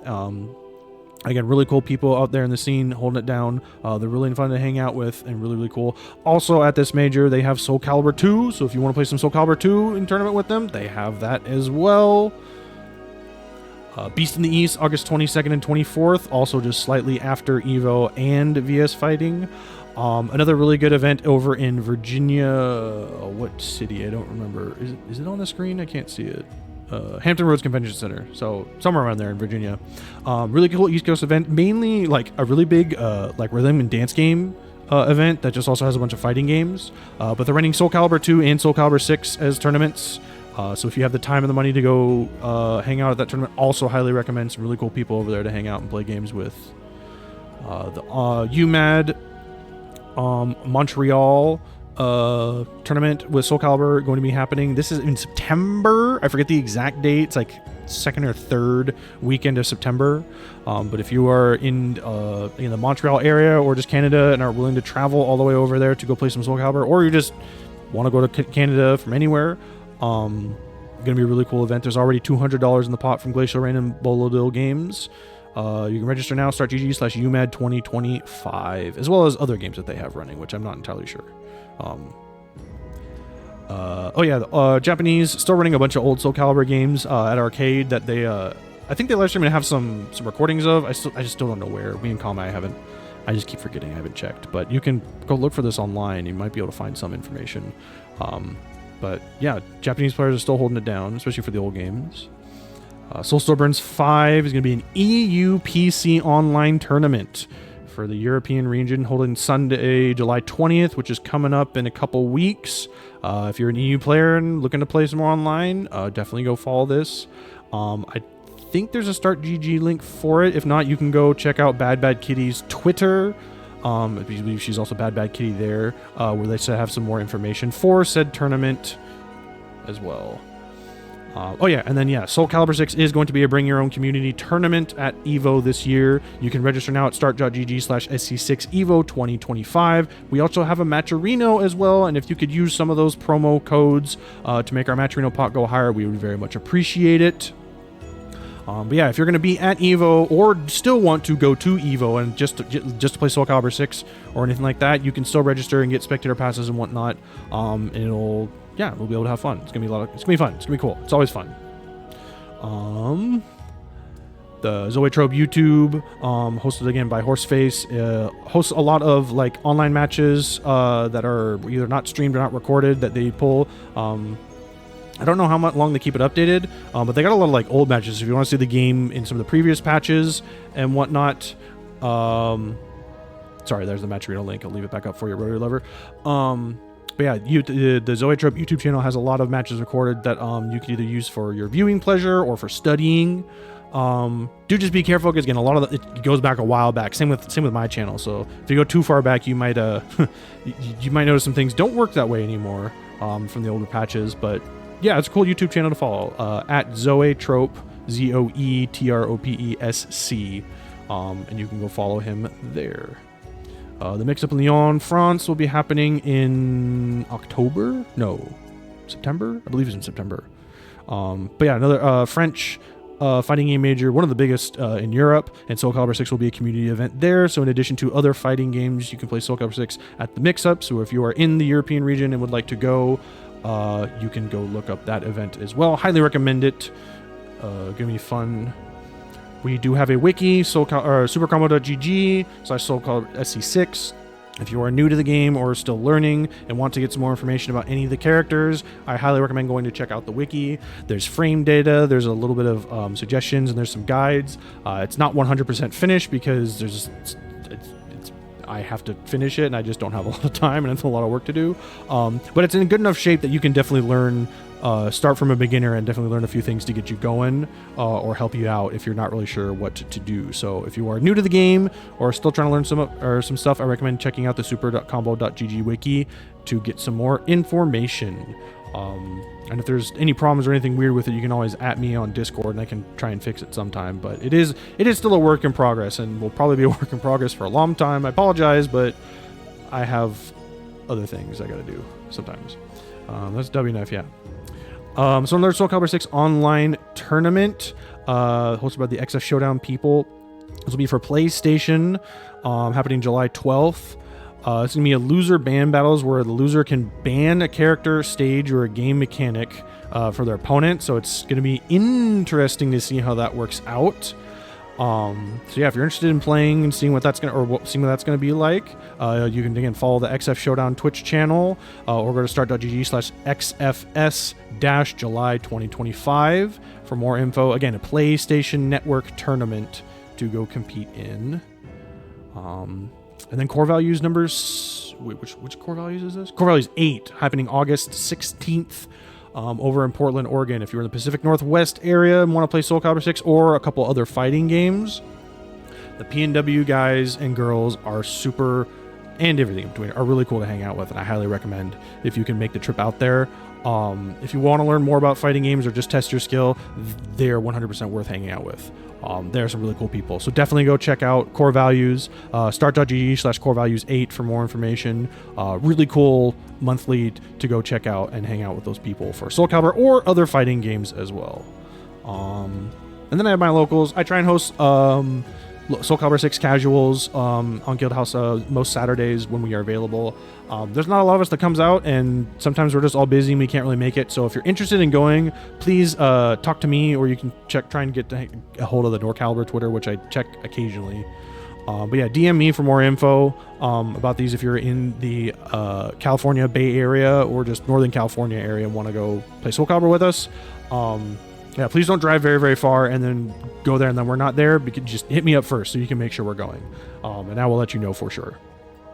And that's just about it. Yeah, shout out to Faust and FGC for just being cool. They don't kind of sponsors, but not like a really. They're just cool people. All right, that's going to be it for tonight. Thank you all for coming out and playing and watching. Very much appreciate your support as always. If you want to help the Parsec fund, you can go !donate like I just brought up. You can go give me some PayPal funds, all of which goes to running the Parsec, pay for the Parsec servers, which we use to run this tournament, which are not super expensive, but they're not free.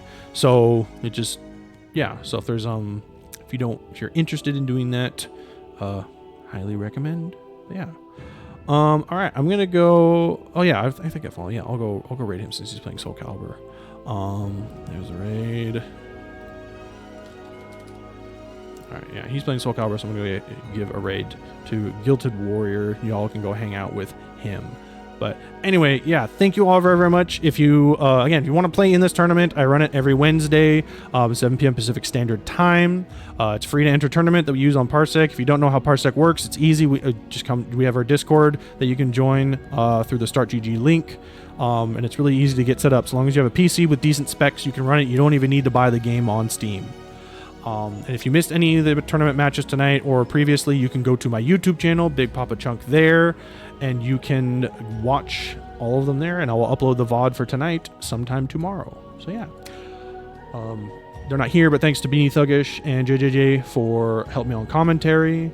And yeah, I hope everyone has a great rest of your week, great rest of your night. Take care. Thank you very, very much. Be kind to one another, and bye-bye.